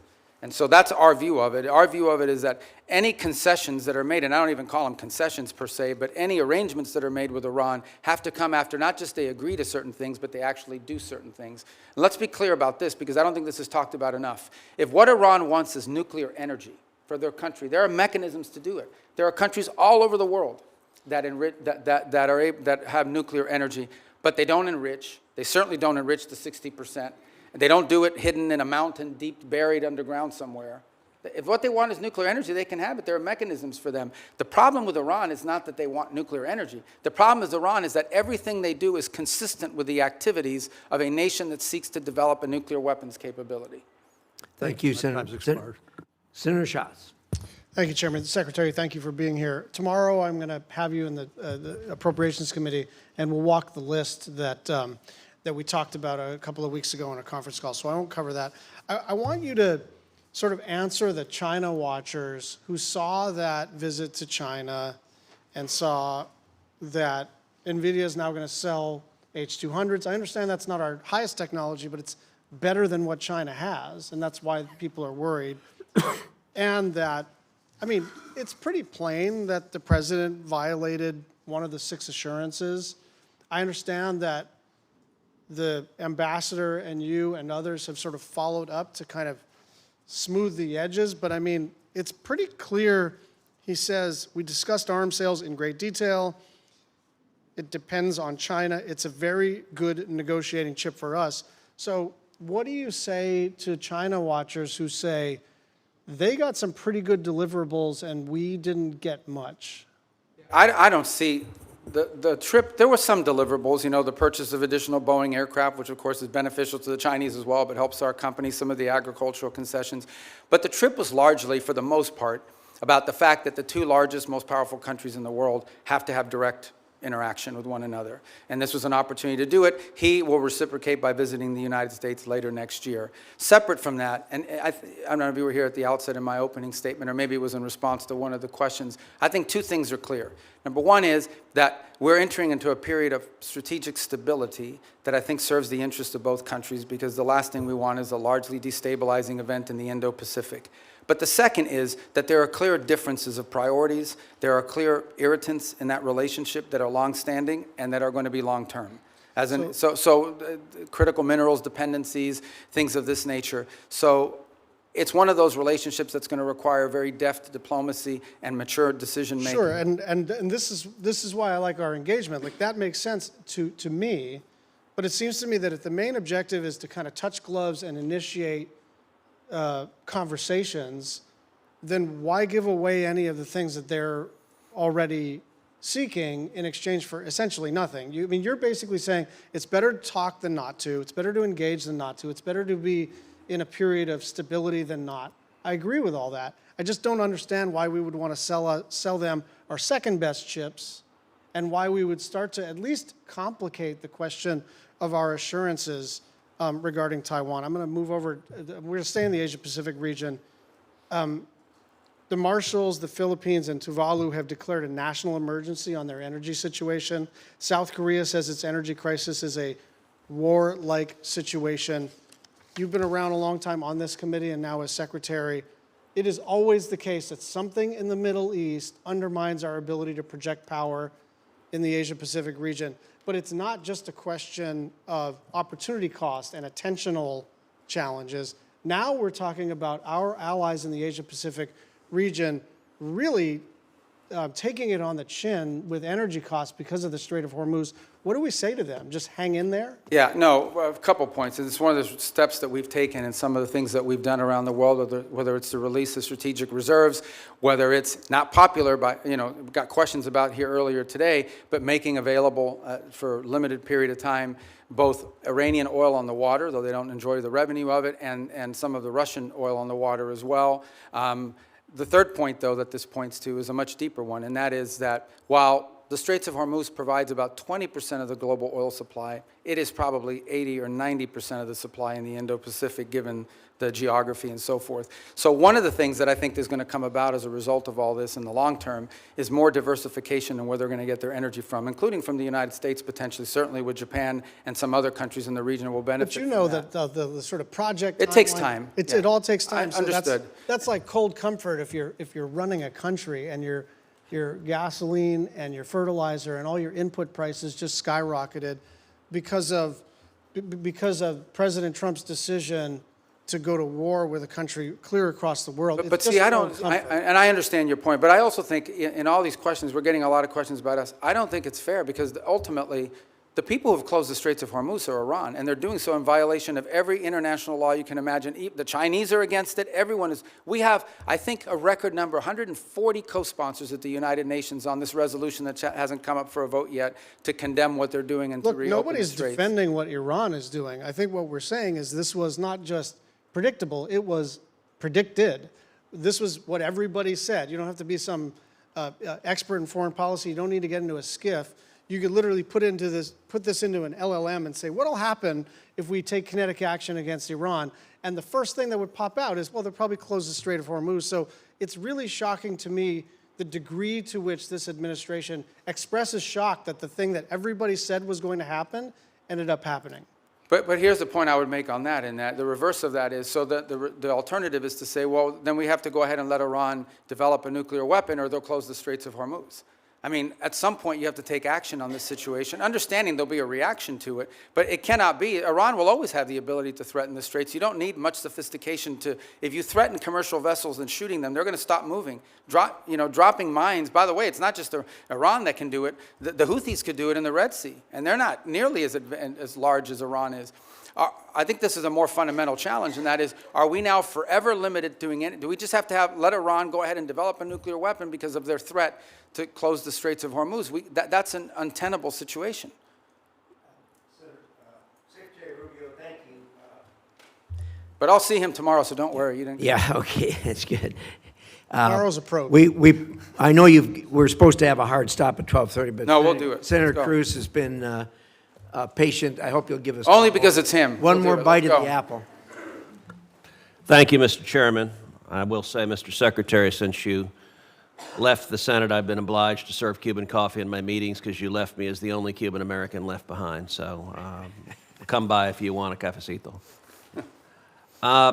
Let me start by saying that President Trump's decision to strike Iran was the most consequential decision of his second term as president.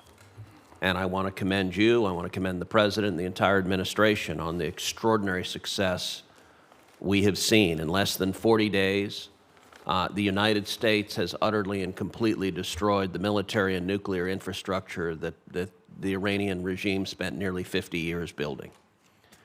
Every day that passes increases American leverage. Iran is weaker, poorer, and more isolated than it's been in decades. The President has laid out 4 red lines for any resolution to this military conflict. Number 1, that there be zero enrichment by Iran. Number 2, that they hand over all of their enriched uranium. Number 3, that they stop funding terrorism worldwide. And number 4, that they open the Strait of Hormuz. I agree with all 4 of those red lines. Do you agree with those red lines, and how achievable do you believe they are in the coming weeks and months? Yeah, you stated the poor positions the president has taken accurately, and the entire administration is supportive of it because that's what we take our directives from the president, and personally during my time in the Senate, these would be consistent with my thinking. I would only reverse it in the following order. The Straits of Hormuz, it would have to come first because what they're doing there is unlawful and illegal to begin with. That has to open immediately. And that has to open immediately in exchange, not for anything else other than us lifting the blockade. We have a blockade on Iranian oil leaving. And the reason why we have a blockade on Iranian oil leaving is because they closed the straits.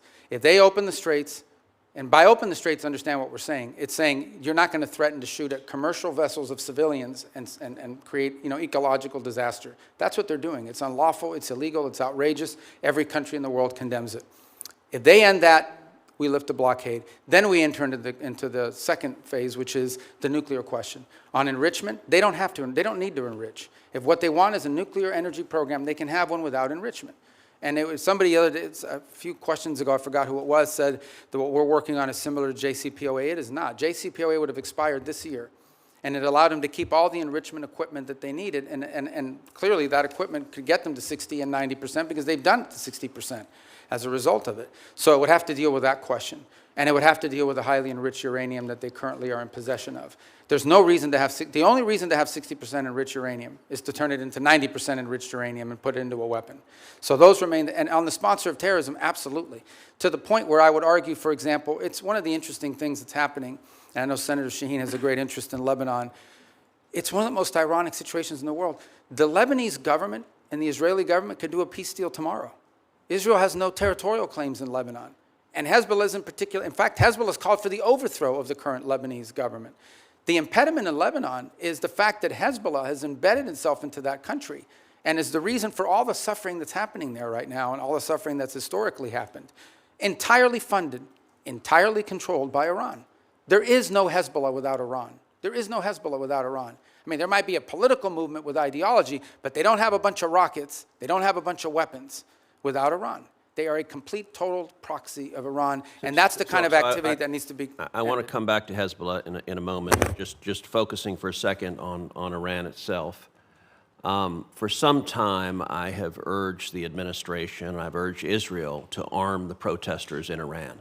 I don't think it is fair to expect the Iranian people to stand up, protesters to stand up with rocks against soldiers with machine guns. Are we arming the protesters, and should we be? Yeah, I'm not aware of any program to arm civilians in Iran to overthrow their government. I mean, there may be other countries doing it or other elements doing it, but certainly not the U.S. government.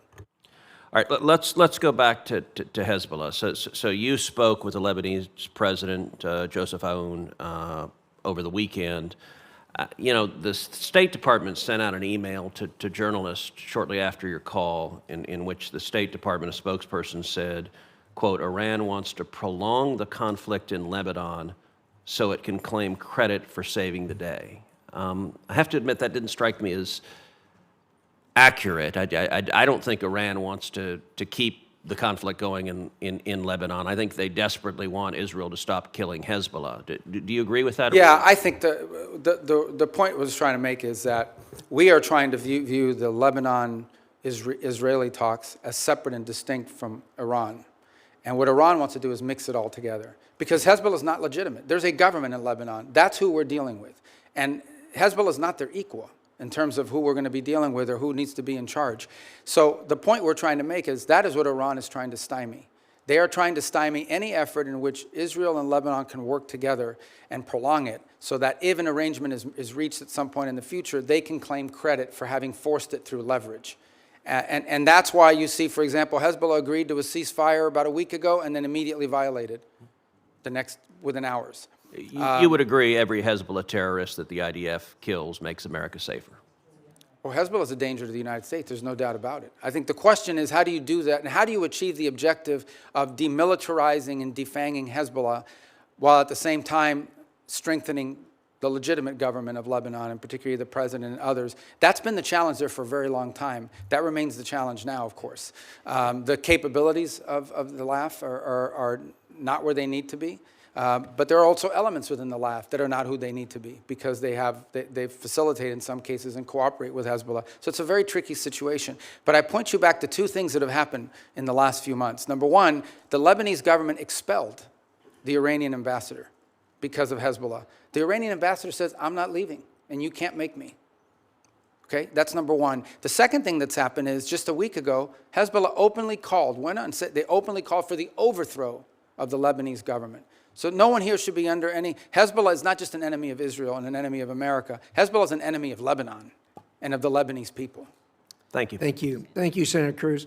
Senator Rubio, you've been very generous with your time. We appreciate that. For the information of the members, the record will remain open until the close of business tomorrow, June 3rd. With that, the committee is adjourned.